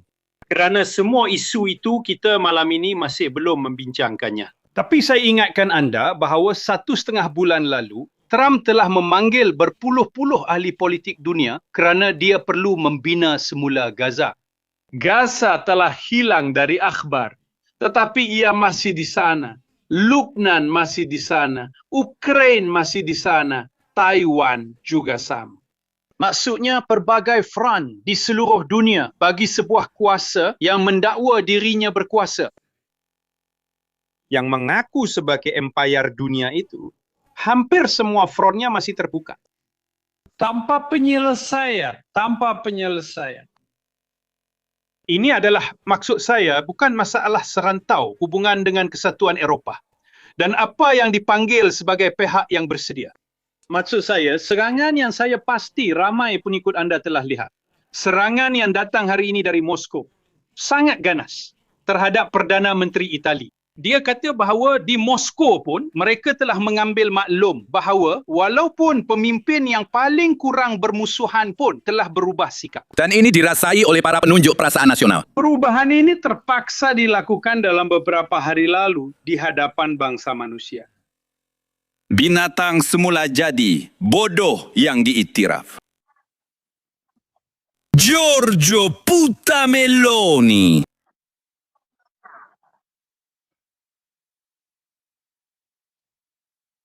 TV kebangsaan ya, bila difikirkan. Ini bukan itu sahaja, tetapi dia seorang tokoh ramai di Itali mengenalinya. Kenapa? Sebab dia bercakap bahasa Itali. Sebab dia mempunyai salah satu villa yang paling cantik di Tasik Como. Dia datang, orang macam ni kan, yang dari Moskow, ia sedang dirampas. Dia belajar bahasa Itali di salah satu kawasan yang paling indah di dunia. Dan seperti hampir semua golongan ini, mereka pada dasarnya telah melaburkan uang mereka di barat. Dan hari ini dia memilikinya. Oleh itu, Yang ini pun saya tak pernah faham. Kan? Saya tak pernah faham semua pembela Rusia ni. Kan? Malah saya nampak juga profesor ekonomi yang membela Rusia. Tapi bila mereka ada duit sikit, rumah mewah tetap mereka bina di sini. Mereka beli Bentley, beli rumah mewah di Toscana, di Perancis, tempat-tempat macam ni. Mereka tak beli di Gagauzia atau di Buryatia. ada juga yang beli di Hungary. Sebab kau tahu berapa lama nak dapatkan permit untuk bina rumah di Gagauzia.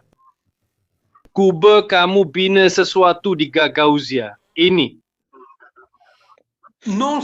Jangan pandang remeh serangan yang datang dari Moskow. Jangan pernah lupa bahawa sebulan setengah yang lalu dari Moskow, Ketua Pejabat Akhbar Kementerian Luar Negeri telah menyerang Presiden Republik Mattarella. Perhatian, memang benar bahawa Itali adalah sebuah negara bersaiz sederhana, kuasa pertengahan. Tetapi peranan yang dimainkan oleh Itali dalam dunia barat mengganggu banyak negara. Kekalahan Orban bukanlah kekalahan sebuah negara dengan 10 juta penduduk. Baru-baru ini sebagai contoh, golongan nasionalis pro-Rusia telah menang di Bulgaria.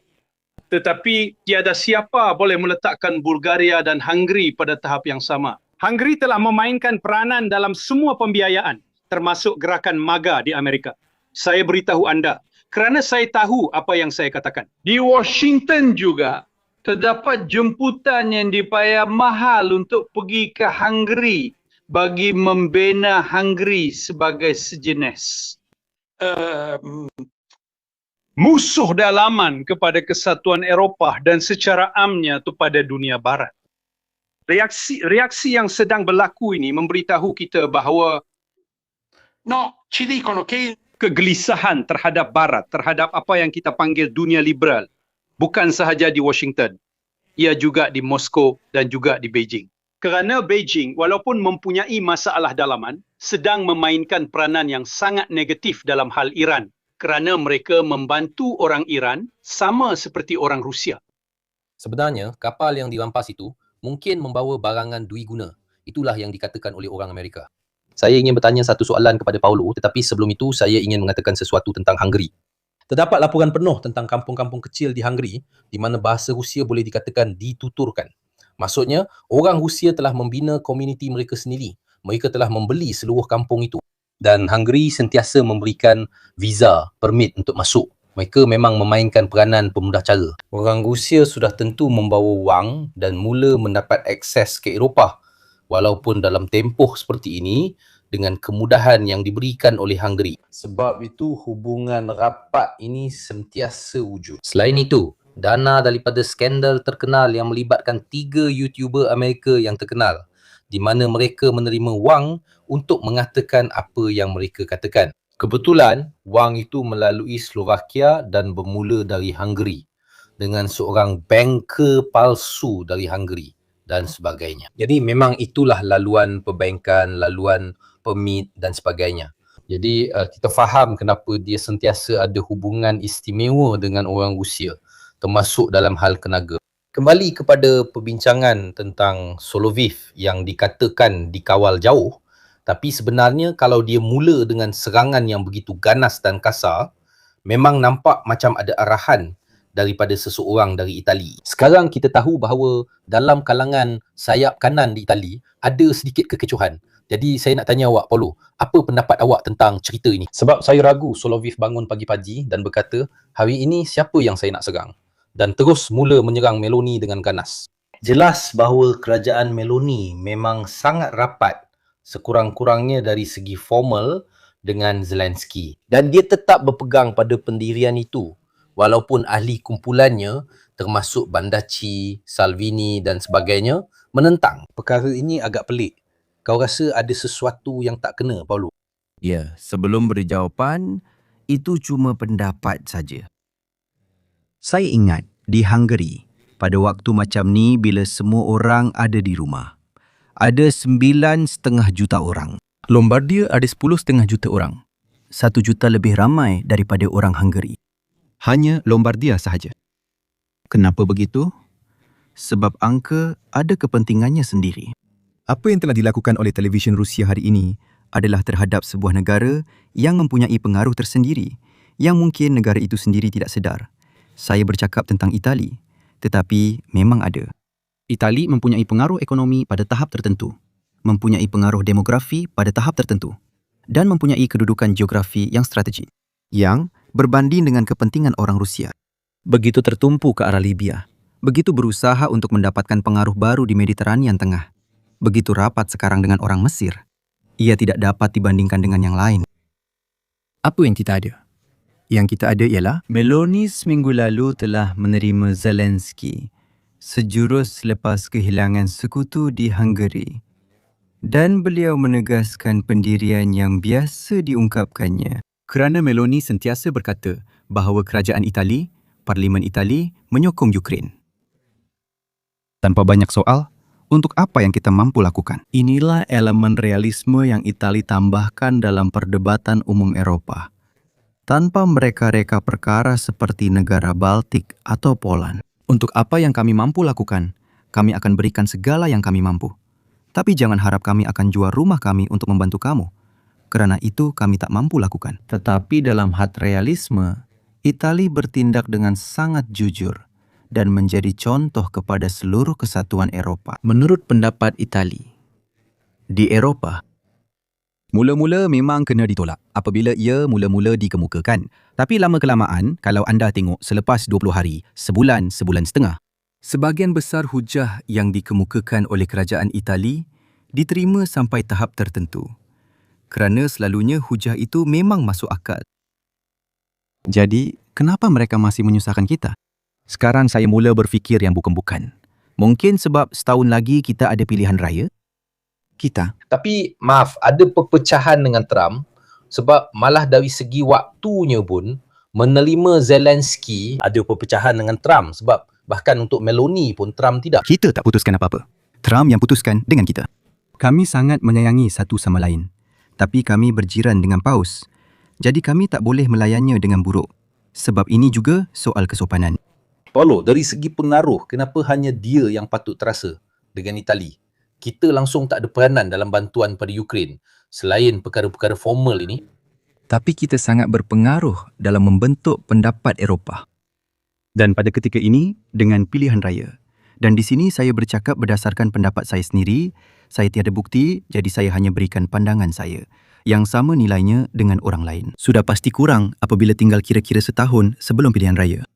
Melemahkan bahagian dalam pusat kanan yang begitu terang-terangan dan secara terbuka pro-Ukraine. Memihak kepada bahagian pusat kanan yang tidak begitu terbuka pro-Ukraine. Dan juga memihak kepada bahagian kiri. Giuseppe yang sebenarnya tidak begitu teruja, dia menyembunyikannya di bawah alasan lain. Kerana senjata, kita beli Panettone. Baiklah, Allah, sudahlah. Sebenarnya kita memang tahu sangat. Kerana jika saya melemahkan bahagian kanan yang secara terbuka pro-Atlantik dan pro-Ukraine, dan saya cuba memperkuat bahagian kanan yang selepas pilihan raya mungkin masih menjadi pemenang. Saya bercakap tentang Salvini, saya bercakap tentang Vanacci, saya bercakap tentang Conte, saya bercakap tentang orang-orang ini. Di sini, ia akan menguntungkan kita. Malah, jika permainan ini berjaya, mereka akan mendapat lebih daripada sekadar Orban. Bayangkan jika permainan Orban itu dilakukan oleh Itali. Bila Presiden Airi ini, saya selalu keliru, Descalzi. Bila dia kata kita perlu mula beli minyak Rusia, dia cakap sebagai seorang pakar teknikal. Perkara tapal kuda bukan, Paulo. Maksud saya, mereka yang di paling kanan dan lebih kurang yang di kiri yang kebetulan berada di posisi yang sama. Namun bila dia kata Kita patut mula fikir semula untuk beli gas dan minyak dari Rusia. Sebab krisis yang satu lagi tu, si rambut perang tu, memang sedang menjatuhkan kita betul-betul sampai kita terduduk. Dan Diskalzi buat satu ucapan. Saya rasa memang Diskalzi, saya harap saya tak silap sebut nama keluarga dia. Dia memang secara teknikal sedang mengetuai aspek tenaga sebuah negara. Apa yang boleh saya katakan? Kita pergi ambil tenaga di mana ada. Bukannya saya boleh kata tidak, biar kita semua mati. Sebab memang normal dia kata, mari kita rapatkan diri dengan Rusia. Jawapan kerajaan. Kami akan fikirkan, mungkin kita akan hidupkan semula loji arang batu, padamkan lampu. Mereka tidak kata ya. Sekarang kita akan lihat. Jadi, gabungkan semua sekali idea bahawa mungkin ada perlunakan untuk seluruh Itali. Yang bukan Hungary, yang bukan 9,5 juta penduduk, yang bukan ekonomi Hungary, yang mempunyai 2,5 kali ekonomi Sepanyol. Untuk mengatakan, maksudnya... Saya nak cakap sesuatu dari sudut politik. Maksudnya, Vanaccio telah buat satu langkah yang licik. Pada saat kau ada pihak kanan yang diketuai oleh Meloni, tapi dia telah menjadi sangat pro-Atlantik dan sekurang-kurangnya di permukaan. Dia berarak dengan Zelensky dan tidak lagi mengambil berat tentang isu-isu yang biasanya menjadi tema mereka seperti immigration, keselamatan dalaman. Piat, bagi seseorang dari pihak kanan, Untuk menarik ni ke kanan tradisional, dia sangat anti-Atlantik. Maksud saya, keraguan di luar Itali tentang NATO, seperti yang dikatakan oleh mereka yang merah terang dan hitam gelap. Mereka berkata perkara yang sama. Keluar dari NATO. Maksud saya, seorang Vanas yang lebih condong ke kanan. Dan dia berkata, antara lain, ia tidak masuk akal kerana dia adalah dari angkatan tentera. Tidak kepada NATO, tidak kepada orang Amerika, ia kepada gas Rusia dan sebagainya. Yang akan menghapuskan bahagian paling keras dan tulen dari kanan. Jadi dia membuat kanan yang tulen, sangat tulen. Sementara Meloni pula sedikit cair, menjadi sedikit cair. Disuling, di satu pihak menjadi disuling dan di pihak lain menjadi cair. Dan di sebelah satu lagi, sudah tentu ada gerakan 5 bintang dan Schlein yang untuk seketika sangat dekat dengan pemikiran Conte, kemudian lebih kurang berlega di sekitarnya, tidak pernah mengatakan sesuatu yang jelas. Menarik untuk melihat bahawa apa yang dikatakan sekarang hanya hidup di TV Rusia, digunakan untuk merendahkan Meloni lagi. Memang untuk menguntungkan pihak tertentu, sama ada kepada sayap kanan Super Itali maupun kepada pihak itu, Salvini, Conte dan sebagainya, yang mungkin boleh menghakis kerajaan ini. Saya simpati kepada Solo, tapi tidak banyak. Memandangkan ada villa di Tasik Como jika dia sedikit berbual dengan orang Itali, dan kita sepatutnya belajar untuk saling mengenali jika ada cara untuk tidak mencapai matlamat ini ialah dengan melakukan apa yang dia telah lakukan. Kerana, walau apa pun, kita boleh bercakap buruk tentang sesiapa sahaja dalam kerajaan kita. Tapi kita, sebab kalau kamu memperlekehkan ketua kerajaan saya, akhirnya, bukan saya akan tepuk tangan untuk kamu. Kecuali beberapa orang fanatik, ini bukan caranya. Tapi mereka telah memilih cara ini. Tapi mereka memang tidak terkenal dengan kehalusan dalam menangani isu ini. Ada satu yang tidak.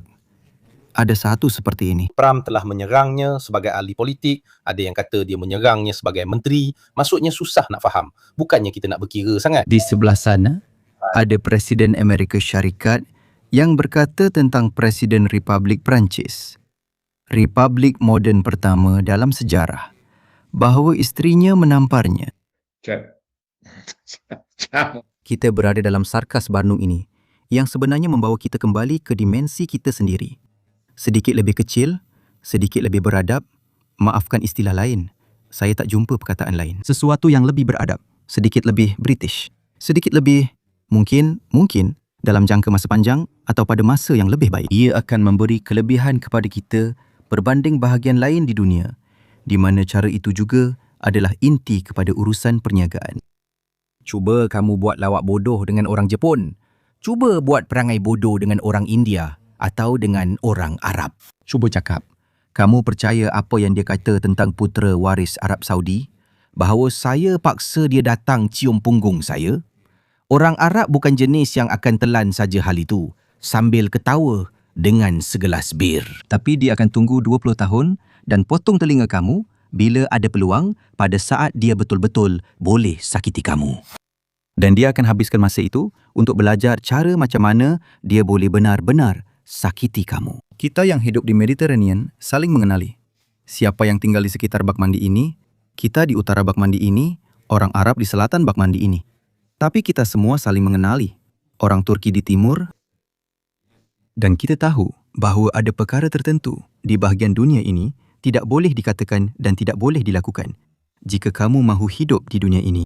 Dan kita telah hidup di sini selama 3,000 tahun. Dia pun tak tahu apa yang kita sedang bincangkan. Kalau kau cuba ceritakan tentang ini, dia takkan faham sebab Venice boleh mengekalkan kedutaan di Konstantinopel walaupun dalam masa perang dan tiada siapa yang mengganggu mereka. Sebab mereka tahu bagaimana nak bawa diri. Itulah maksudnya. Saya jawab soalan, maaf kalau saya lari dari topik, mengenai Iran, sedikit info untuk Mirko dan saudara Lanzara. Inilah sebab saya letak latar belakang ini. Nampaknya mereka telah menangguhkan persaraan 10 hingga tahun 2030. Mereka tak perlu tarik balik. Takkan pernah dipersarakan. Takkan pernah. Takkan pernah. Pertama, lebih-lebih lagi, lambat laun ia akan digunakan. Dan bagi sesiapa yang berkata perkara-perkara ini, lupakanlah politik Itali. Ia bukan untuk anda, saya minta maaf. Tetapi walaupun tidak semua orang mampu mencipta politik, semua orang mampu menilainya. Silakan Daniela. Jadi, saya perlu katakan sesuatu. Setelah tinggal 18 tahun di luar negara, sebagai orang Itali di luar negara, saya perlu beritahu anda bahawa Itali keluar dari situasi ini dengan keadaan yang kurang teruk berbanding banyak negara lain. Juga dengan tradisi yang lebih penting. Jika anda lihat kedudukan Menteri Pertahanan Crosetto yang pergi ke Parlimen, beliau telah membuat satu ucapan di mana sebahagian daripada pembangkang juga bersetuju dengannya. Bahawa sikap Itali itu, walaupun dengan segala kekangan sebagai kuasa sederhana, perlu mengambil kira sekutu sejarah yang bukan lagi sekutu kita. Kita masih lagi sekutu kepada orang Amerika. Orang Amerika yang bukan lagi sekutu kita. Sebab bila mereka berkempen untuk calon yang kalah di Hungary, sebenarnya mereka sedang memberi isyarat kepada FD. Di Jerman kepada Le Pen di Perancis, kepada Vanacci dan Salvini di Itali, kepada Farage di England. Kita ada sebuah negara yang berfungsi kurang teruk berbanding negara-negara Eropah sederhana yang lain. Konsistensi Meloni bukan datang daripada simpati politik, tetapi daripada satu pengamatan. Meloni berada di pihak Ukraine ketika beliau di pihak pembangkang dan masih di pihak Ukraine sekarang apabila beliau menerajui kerajaan. Saya ingin menarik perhatian anda kerana saya telah mengalaminya. Pada zaman Conte sebagai Perdana Menteri, apabila di Washington kerajaan Conte tidak lagi mahu membayar, pesawat F-35 yang sudah ditempah dari Amerika Syarikat, mereka membalikkan keputusan itu, kemudian Menteri Pertahanan tiba di Washington, mereka benar-benar mengubah pendirian itu, akhirnya mereka menjadi kawan kepada orang Amerika. Bagi saya, ahli politik yang berubah pendirian kerana mereka berada dalam kerajaan atau pembangkang menakutkan saya. Ini adalah pendirian yang tidak boleh diterima. Saya bukan pakar dalam hal ketenteraan, tetapi lihatlah, bahkan dalam operasi yang dibincangkan tempoh hari di Paris, Tentera Laut Itali, kapal penyapu ranjau Itali, berdasarkan apa yang dibaca, adalah antara beberapa sumber yang mampu disediakan oleh negara-negara Eropah. Dengan mempunyai sebuah tentera laut bersaiz kecil hingga sederhana, yang sebenarnya telah diakui oleh London bahawa tentera laut Itali adalah tentera lebih baik daripada tentera laut Inggeris yang telah menjadi bahan jenaka di United Kingdom. Terdapat negara-negara lain yang menghadapi kesukaran besar. Lihatlah, serangan yang datang dari Moskow hari ini berada dalam satu konteks yang sebenarnya bukan berkaitan dengan Meloni dalam tajuk yang awak baru tunjukkan tadi. Meloni sebagai perkara kedua dalam serangan Sokoli, memang begitulah dia telah mengkhianati Trump. Di Moskow mereka merumut kerana Meloni telah mengkhianati Trump.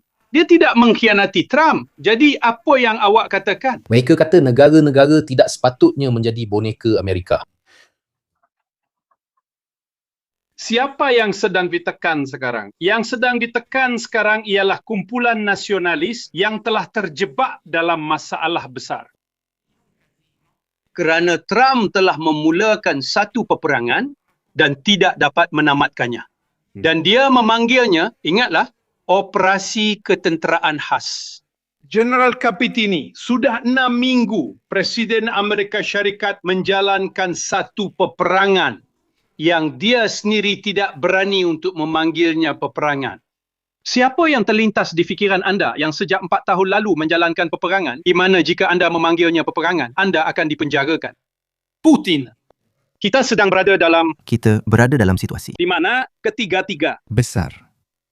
empire, termasuklah orang Cina, mempunyai masalah sistem dalaman dengan penyingkiran berterusan pegawai tentera. Perhatian, kita bukan bercakap tentang Cina malam ini.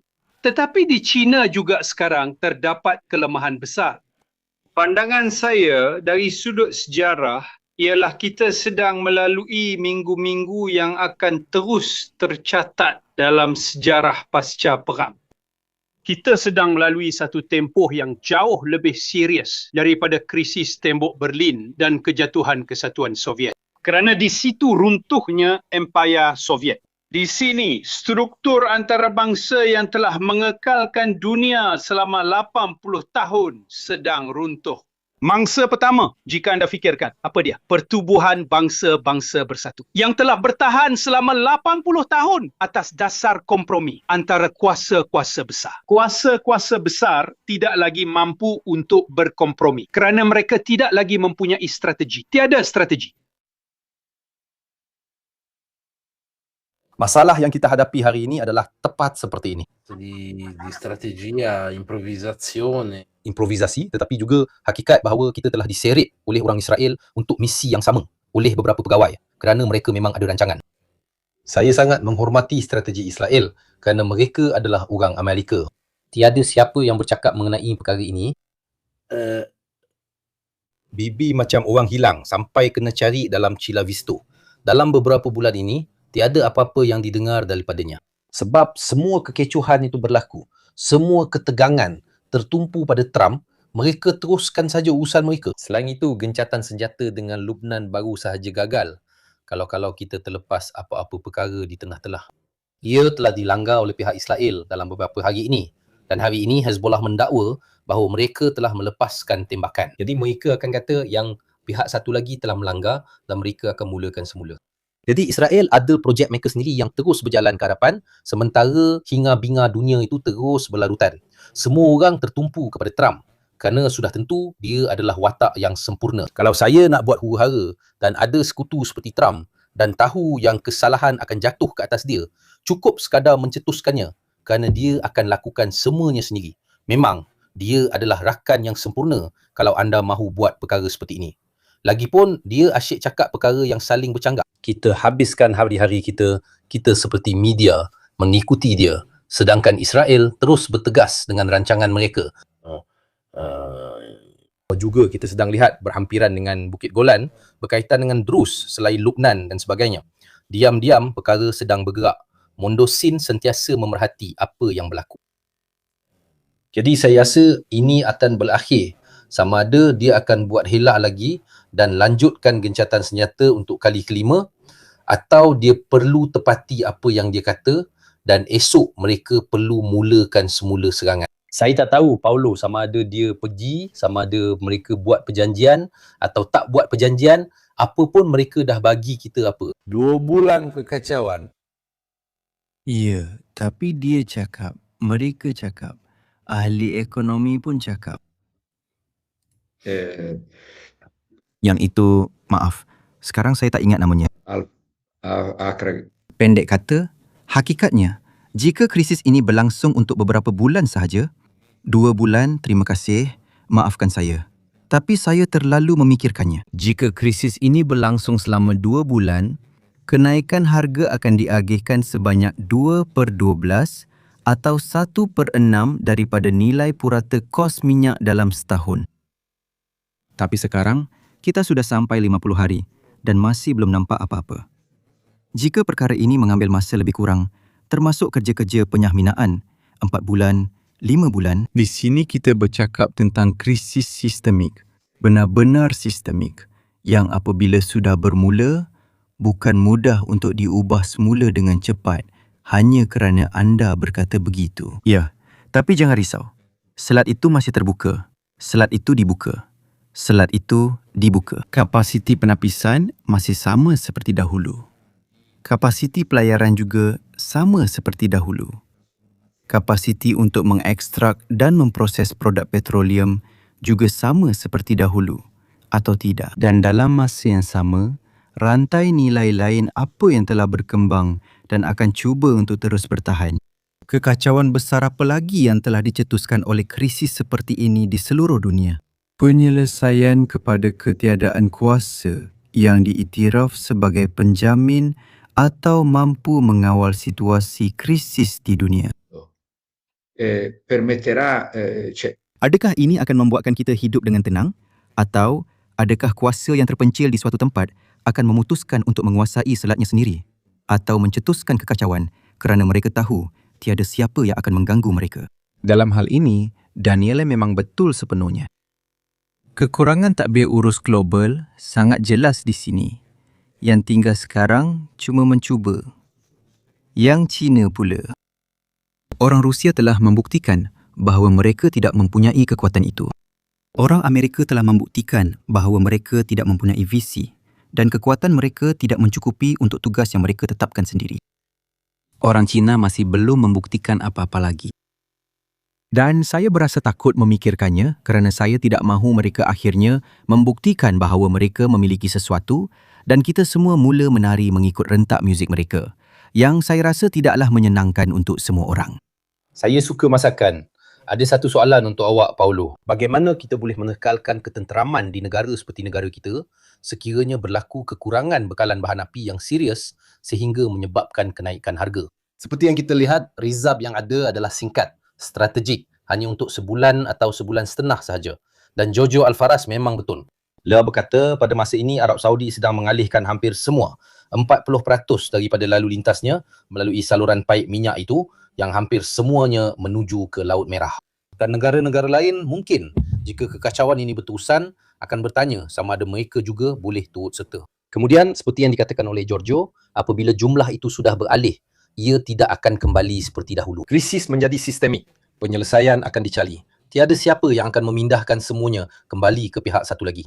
Jadi tidak dapat dielakkan, anda akan mengalami penurunan. Saya berikan anda data terakhir dan saya serahkan kepada anda. Perkara mengenai Laut Merah, perjalanan melalui Laut Merah, hanya kembali kepada 66%. Sebanyak 34% telah hilang selama-lamanya, mereka masih menggunakan laluan yang lebih panjang. Dan memang betul kerana esok orang Iran mungkin sekali lagi mengarahkan mereka melepaskan tembakan. Ya, macam mana nak buat? Tengok, kalau mereka tak tanya soalan ini sebelum COVID, saya dah bagi jawapan. Selepas COVID, saya ada sedikit keraguan. Sebab kita dah nampak dengan jelas yang orang Itali untuk satu tempoh tertentu memang ikut saja apa yang diarahkan kepada mereka. Jadi, kalau kerajaan berjaya sampaikan mesej bahawa minyak petrol memang tak ada dan semua orang kena makan sup sayur sekali sehari sebab memang tak ada, tapi kena tunjuk juga yang memang tak cukup untuk semua orang, saya rasa untuk satu tempoh tertentu, masyarakat boleh bertahan. Hakikat bahawa sebuah masyarakat perindustrian, sebuah masyarakat perkhidmatan seperti Itali boleh bertahan dengan harga petrol 5 euro seliter dan salad 9 euro. Ini adalah satu faktor yang belum pernah diuji, bukan di Itali sahaja, tetapi di Eropah.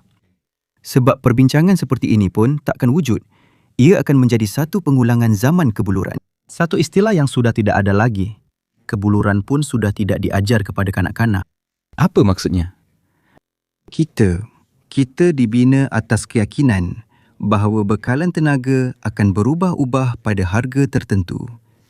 Tetapi, ia dijamin sebagai komoditi dari segi kuantitinya, tetapi apabila ini tidak lagi sampai, dan apa yang sampai pula pada harga yang sangat tinggi, ia akan mengubah sepenuhnya struktur industri negara. Negara itu akan menjadi tempat yang berbeza sama sekali. Bagaimana reaksi orang Itali? Saya tidak tahu. Boleh jadi dari rasa pasrah hingga pemberontakan, seperti dalam Rivolta dei Forni oleh Manzoni. Dan semua itu adalah kemungkinan yang munasabah. Tetapi semuanya adalah bertindak balas terhadap situasi yang bukan kamu tentukan dan yang telah ditentukan untuk kamu. Lihatlah, apabila anda dengar seorang pemandu lori berkata, isi penuh lori saya dah naik dari 800 euro ke 1,200 euro. Itu adalah hari ini. Dan apabila dia berkata, ia telah naik dari 800 euro ke 1,450 dan seterusnya. Cuba anda pergi hari ini, sekarang ini, ke mana-mana pasar raya untuk cari buah-buahan yang harganya di bawah 3 euro 50. 3 euro 50. 3 euro 99. 3 euro 80. Dan kita sekarang musim bunga, bukannya tengah-tengah musim sejuk. Anda sudah mula nampak kesannya? Cuba buat perbandingan dan anda akan lihat yang anda belanja dengan mudah 10-15 euro lebih banyak daripada apa yang anda belanjakan 40 hari lepas dengan membeli barang yang sama. Terima kasih. Bagaimana kesudahannya nanti? Saya langsung cari idea. Tapi, cuma kali ini bukan salah kita. Kita tak boleh kata kita telah buat sesuatu yang salah. Ini adalah satu permainan yang telah dimainkan tanpa pengetahuan kita dan seluruh benua, dan ia telah membawa masalah kepada kita. Sejujurnya saya harap ada satu soalan untuk awak dari konsulat Itali di Amerika. Mereka beritahu saya jika Vance dan Rubio bersetuju, kita mungkin boleh gunakan pindaan ke-25 sebelum pilihan raya pertengahan penggal. Adakah perkara seperti ini, satu pengkhianatan seperti ini, munasabah? Dan satu lagi, kami tidak sempat untuk uruskan kerana saya di tengah-tengah telah buat beberapa siaran langsung tentang Sudan dan Amerika Latin, serangan Trump terhadap Paus. Tapi apa sebenarnya benda itu? Adakah ia masuk akal? Apa sebenarnya yang keluar dari otaknya? Dua jawapan. Pertama, perbincangan sejak beberapa hari lepas tentang artikel 25 yang terkenal itu, iaitu pada dasarnya mengisytiharkan ketua negara tidak berupaya secara mental untuk memerintah. Ya, ada, dan bukan hanya dalam kalangan pembangkang. Saya ingin mengingatkan anda bahawa di Itali kita pernah mengalami pengalaman yang serupa. Saya rasa pada awal tahun 60-an dengan Presiden Republik. Saya rasa beliau ialah Segni. Tolong betulkan saya jika saya silap. Yang mengalami stroke selepas satu pertemuan yang sangat penting dan tegang. Dalam pertemuan itu turut ada orang yang kemudiannya menjadi penggantinya. Dan ada satu masalah, iaitu kamu mempunyai seorang ketua negara yang pada dasarnya tidak mampu untuk mentadbir. Jawapannya ialah perdebatan itu memang wujud. Saya tidak percaya sama sekali bahawa Vance atau Rubio mempunyai keberanian walaupun sedikit untuk menjadi orang yang membangkitkan masalah ini. Ini adalah satu soalan yang saya sendiri juga tertanya-tanya dalam beberapa hari ini. Maksud saya, walaupun saya telah mengikuti Trump selama bertahun-tahun, saya sentiasa sangat berhati-hati tentang perkara-perkara seperti ini. Sudah pada penggal pertama, dikatakan bahawa beliau telah diperas ugut oleh pihak Rusia. Laporan Steele yang terkenal itu, saya telah membacanya. Bukan sahaja saya membacanya sepenuhnya, malah saya juga telah bertemu dengan Steele di London. Steele, anda ingat, ialah ketua bahagian Rusia bagi Perkhidmatan Risikan Inggeris. Pada pendapat saya, laporan Steele itu sebahagian besarnya adalah benar. Saya tidak pernah benar-benar percaya bahawa Trump menyokong Rusia kerana dia diperas ugut oleh Putin. Pada pendapat saya, motifnya adalah lebih bersifat psikologi. Bukan kerana ugutan. Sama seperti saya tidak percaya bahawa Netanyahu, untuk mengambil contoh semasa, memeras ugut Trump dalam isu skandal Epstein. Pada pendapat saya, Trump, kita harus menerima hakikat bahawa dia adalah seorang yang tidak layak untuk memerintah negara paling penting di dunia. Perbincangan ini akan diteruskan. Saya tidak percaya bahawa parlimen ini yang tidak mempunyai keberanian untuk mewajibkan Trump menghadiri satu perbahasan di parlimen seperti yang diperuntukkan dalam perlembagaan Amerika untuk menyatakan mengapa dan bagaimana dia mahu menjalankan perang yang sebenarnya sudah pun dia jalankan. Sebab itu dia tidak memanggilnya perang. Kerana dari segi formal, jika dia memanggilnya perang, dia harus mengakui bahawa Presiden Amerika Syarikat tidak boleh melancarkan perang. Sebab itu dia memanggilnya operasi khas. Isu kedua,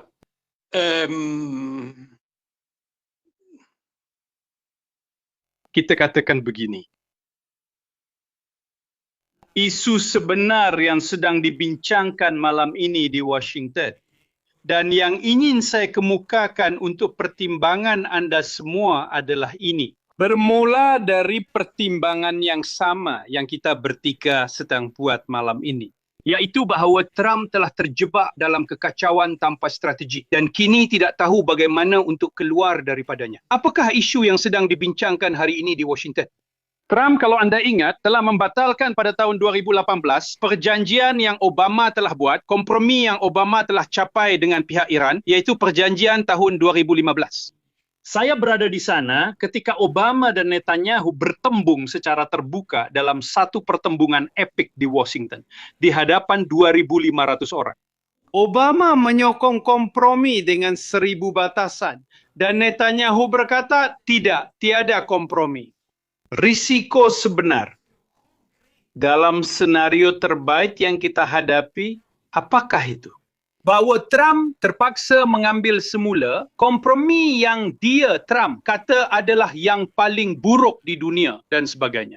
Kerana mudah untuk membatalkan kompromi orang lain. Yang susah adalah bila kamu sendiri yang perlu lakukannya. Mudah untuk mengkritik orang lain. Tapi bila kamu memerintah, kamu perlu tunjukkan kepada saya apa yang kamu lakukan. Bahawa dia sebenarnya terpaksa dengan orang Iran membuat semula kompromi Obama yang berkata kepadanya, mari kita buat beberapa pemeriksaan. Sebagai balasan, saya beri kamu beberapa bilion yang saya telah bekukan. Dalam keadaan yang lebih teruk. Kerana isu Selat Hormuz turut dipersoalkan kepadanya di Washington, malah oleh sebahagian daripada Republikan. Dulu, Selat Hormuz, kamu telah membukanya dan Iran bukan ancaman kepada Amerika Syarikat. Hari ini, kamu berdepan dengan dua peperangan kerana kamu, Mirko, tadi mengingatkan sesuatu yang kita sudah bincangkan sekurang-kurangnya sebulan lalu. Netanyahu dan Trump sedang menjalankan dua peperangan yang benar-benar berbeza dengan dua strategi yang berbeza dan dengan dua bangsa yang berbeza. Dan untuk kembali kepada perbincangan tentang Kapitini, dua geografi yang berbeza. Teheran hanya 2 jam penerbangan dari Baitul Maqdis dan Tel Aviv. Manakala Amerika berada di seberang dunia, risikonya, bahayanya, serangan Hizbullah dari utara Ukraine, Lubnan, serangan bom oleh Houthi adalah satu masalah untuk rantau itu. Satu masalah untuk perkara itu. Kamu sedang menghadapi dua.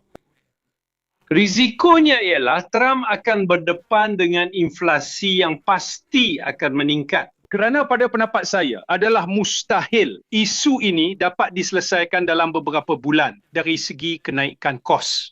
Dan dia perlu membuat kompromi dengan orang Iran yang pada ketika ini, pada pendapat saya, sudah tidak berminat lagi untuk mengalah dalam apa-apa pun. Kerana mereka tidak mempercayai mereka. Mereka telah melakukan perkara yang betul dengan tidak mempercayai mereka. Selepas Obama memungkiri perjanjian itu, Obama dan Clinton terhadap Gaddafi, kita tidak pernah lupa bahawa hilangnya kredibiliti sistem Amerika tidak bermula dengan Trump dan Republikan.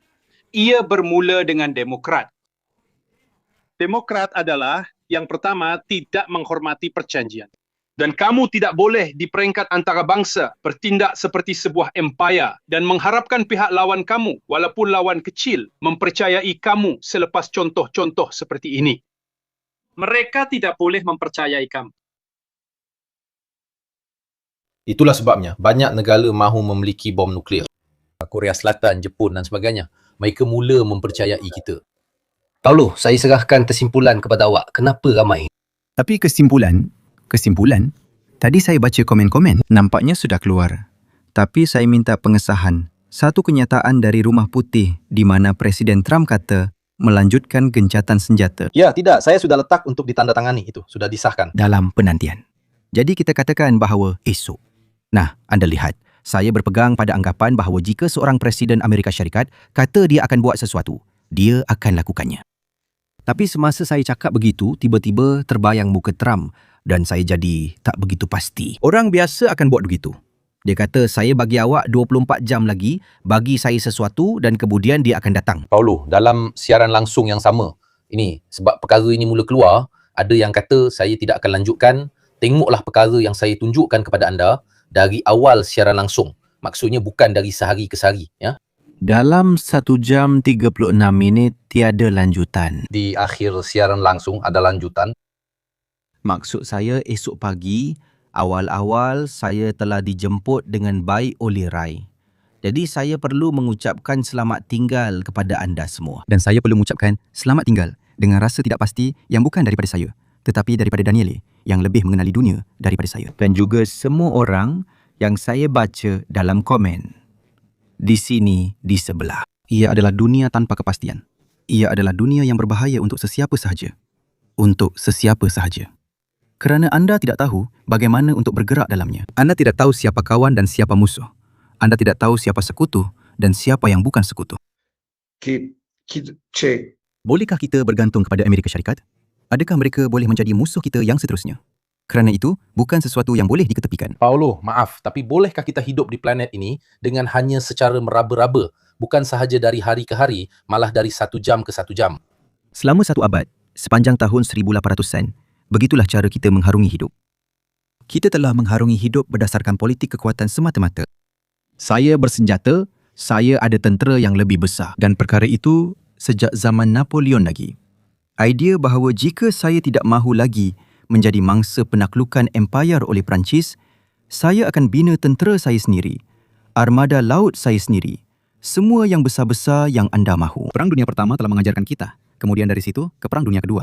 Sistem untuk berasa selamat hanya melalui kekuatan semata-mata tidak berkesan, atau sekurang-kurangnya tidak berkesan untuk benua kita. Yang berkesan ialah kekuatan yang boleh dipercayai, tetapi kredibilitinya mesti sekurang-kurangnya setanding kalau bukan lebih rendah sedikit daripada keupayaan pihak-pihak untuk berkompromi. Kalau saya telah tweet, Paulo, memang kecoh jadinya. Ya, tidak. Itu pasti. Tapi ingatlah perbualan telefon antara Presiden Kennedy dan Presiden Khrushchev mengenai krisis peluru berpandu. Kita bercakap tentang satu krisis yang dilalui oleh orang yang pernah berperang dalam Perang Dunia Kedua. Khrushchev telah bertempur di Stalingrad. Maksudnya mereka adalah orang yang tahu apa maksudnya perang. Kedua-dua mereka telah menelefon satu sama lain dan akhirnya di sebalik apa yang mereka katakan, mereka telah meletakkan helah di atas meja. Saya Presiden negara ini dan saya bercakap dengan awak atas nama rakyat saya. Saya Presiden negara yang satu lagi dan saya bercakap dengan awak atas nama rakyat saya. Jadi, kita berdua rendahkan ego. Elakkan saya daripada malu di depan orang saya. Jadi, saya akan undur diri. Awak tolong keluarkan peluru berpandu dari Turki. Sebab semua kekecohan ini berpunca dari situ. Dunia di mana kata-kata, saling memandang mata ketika bercakap, telah hilang. Jadi kalau awak buang itu, yang tinggal hanyalah ketakutan. Bukan lagi kata-kata, tapi ketakutan. Ketakutan adalah penasihat yang buruk. Dia berkata, saya ucapkan selamat tinggal dengan satu frasa daripada Marsikal Marshall, George Marshall, yang dikatakan kepada Eisenhower, sebaik sahaja dia menjadi presiden. Saya tidak pasti sama ada itu frasa yang ramai orang suka. Dia berkata kepada Dwight, lihat, kerajaan bukanlah kemuliaan. Pemerintahan ialah kesunyian yang tersusun dalam proses membuat keputusan. Dan itu satu bentuk kesunyian yang luar biasa. Marshall adalah seorang pengatur yang hebat. Dia adalah seorang pengatur yang hebat. Dan Eisenhower adalah seorang jeneral yang hebat. Seorang presiden yang hebat untuk rakyat Amerika pada masa itu. Secara keseluruhannya, seorang presiden yang sederhana. Sebagai individu, tetapi mempunyai personaliti yang besar. Politik. Ia juga merupakan satu peringatan untuk demokrasi yang boleh mengundi. Lihatlah bahawa memilih pemimpin dan ketua yang tidak layak adalah berbahaya untuk semua orang. Pilihan oleh satu bangsa yang jauh, di seberang lautan dari tempat saya tinggal, boleh menyebabkan masalah kepada perbelanjaan saya di rumah. Menyusahkan seseorang di Jepun, menjejaskan seseorang keluarga di Indonesia. Maksud saya, anda sedar tak? Tanggungjawab yang kita pikul apabila memilih seseorang berbanding yang lain. Dan kali ini saya harap orang Amerika belajar daripada pengajaran ini bahawa mereka tak boleh memilih seorang bodoh lalu suruh dia memandu bas. Jadi saya ucapkan terima kasih. Tapi tidak begitu optimis. Tidak, saya sangat berterima kasih kepada Paulo dan Daniele. Malangnya bagi saya, kepimpinan sekarang lebih mengingatkan saya kepada Dr. Strangelove daripada komunikasi yang hebat. Dan kemudian kita akan lihat siapa yang rasa lebih bersalah. Boleh ke saya rasa lebih bersalah daripada awak? Tapi awak rasa macam tu ke, Yuri? Saya pun rasa bersalah. Kita nak hentikan pesawat pengebom ni atau tidak? Ya, saya pun nak hentikan mereka. Nampak macam benda tu lah. Semoga esok siapa tahu, sebab sekarang pun malah pada tengah malam semuanya akan berubah lagi. Ya, betul tu. Terima kasih kepada. Terima kasih kepada semua dan selamat malam. Kita jumpa lagi pada hari Jumaat bersama Lanzara untuk siaran langsung teknikal dan hari Ahad dengan kemas kini mengenai Ukraine. Selamat malam. Selamat malam. Selamat tinggal semua. Selamat tinggal.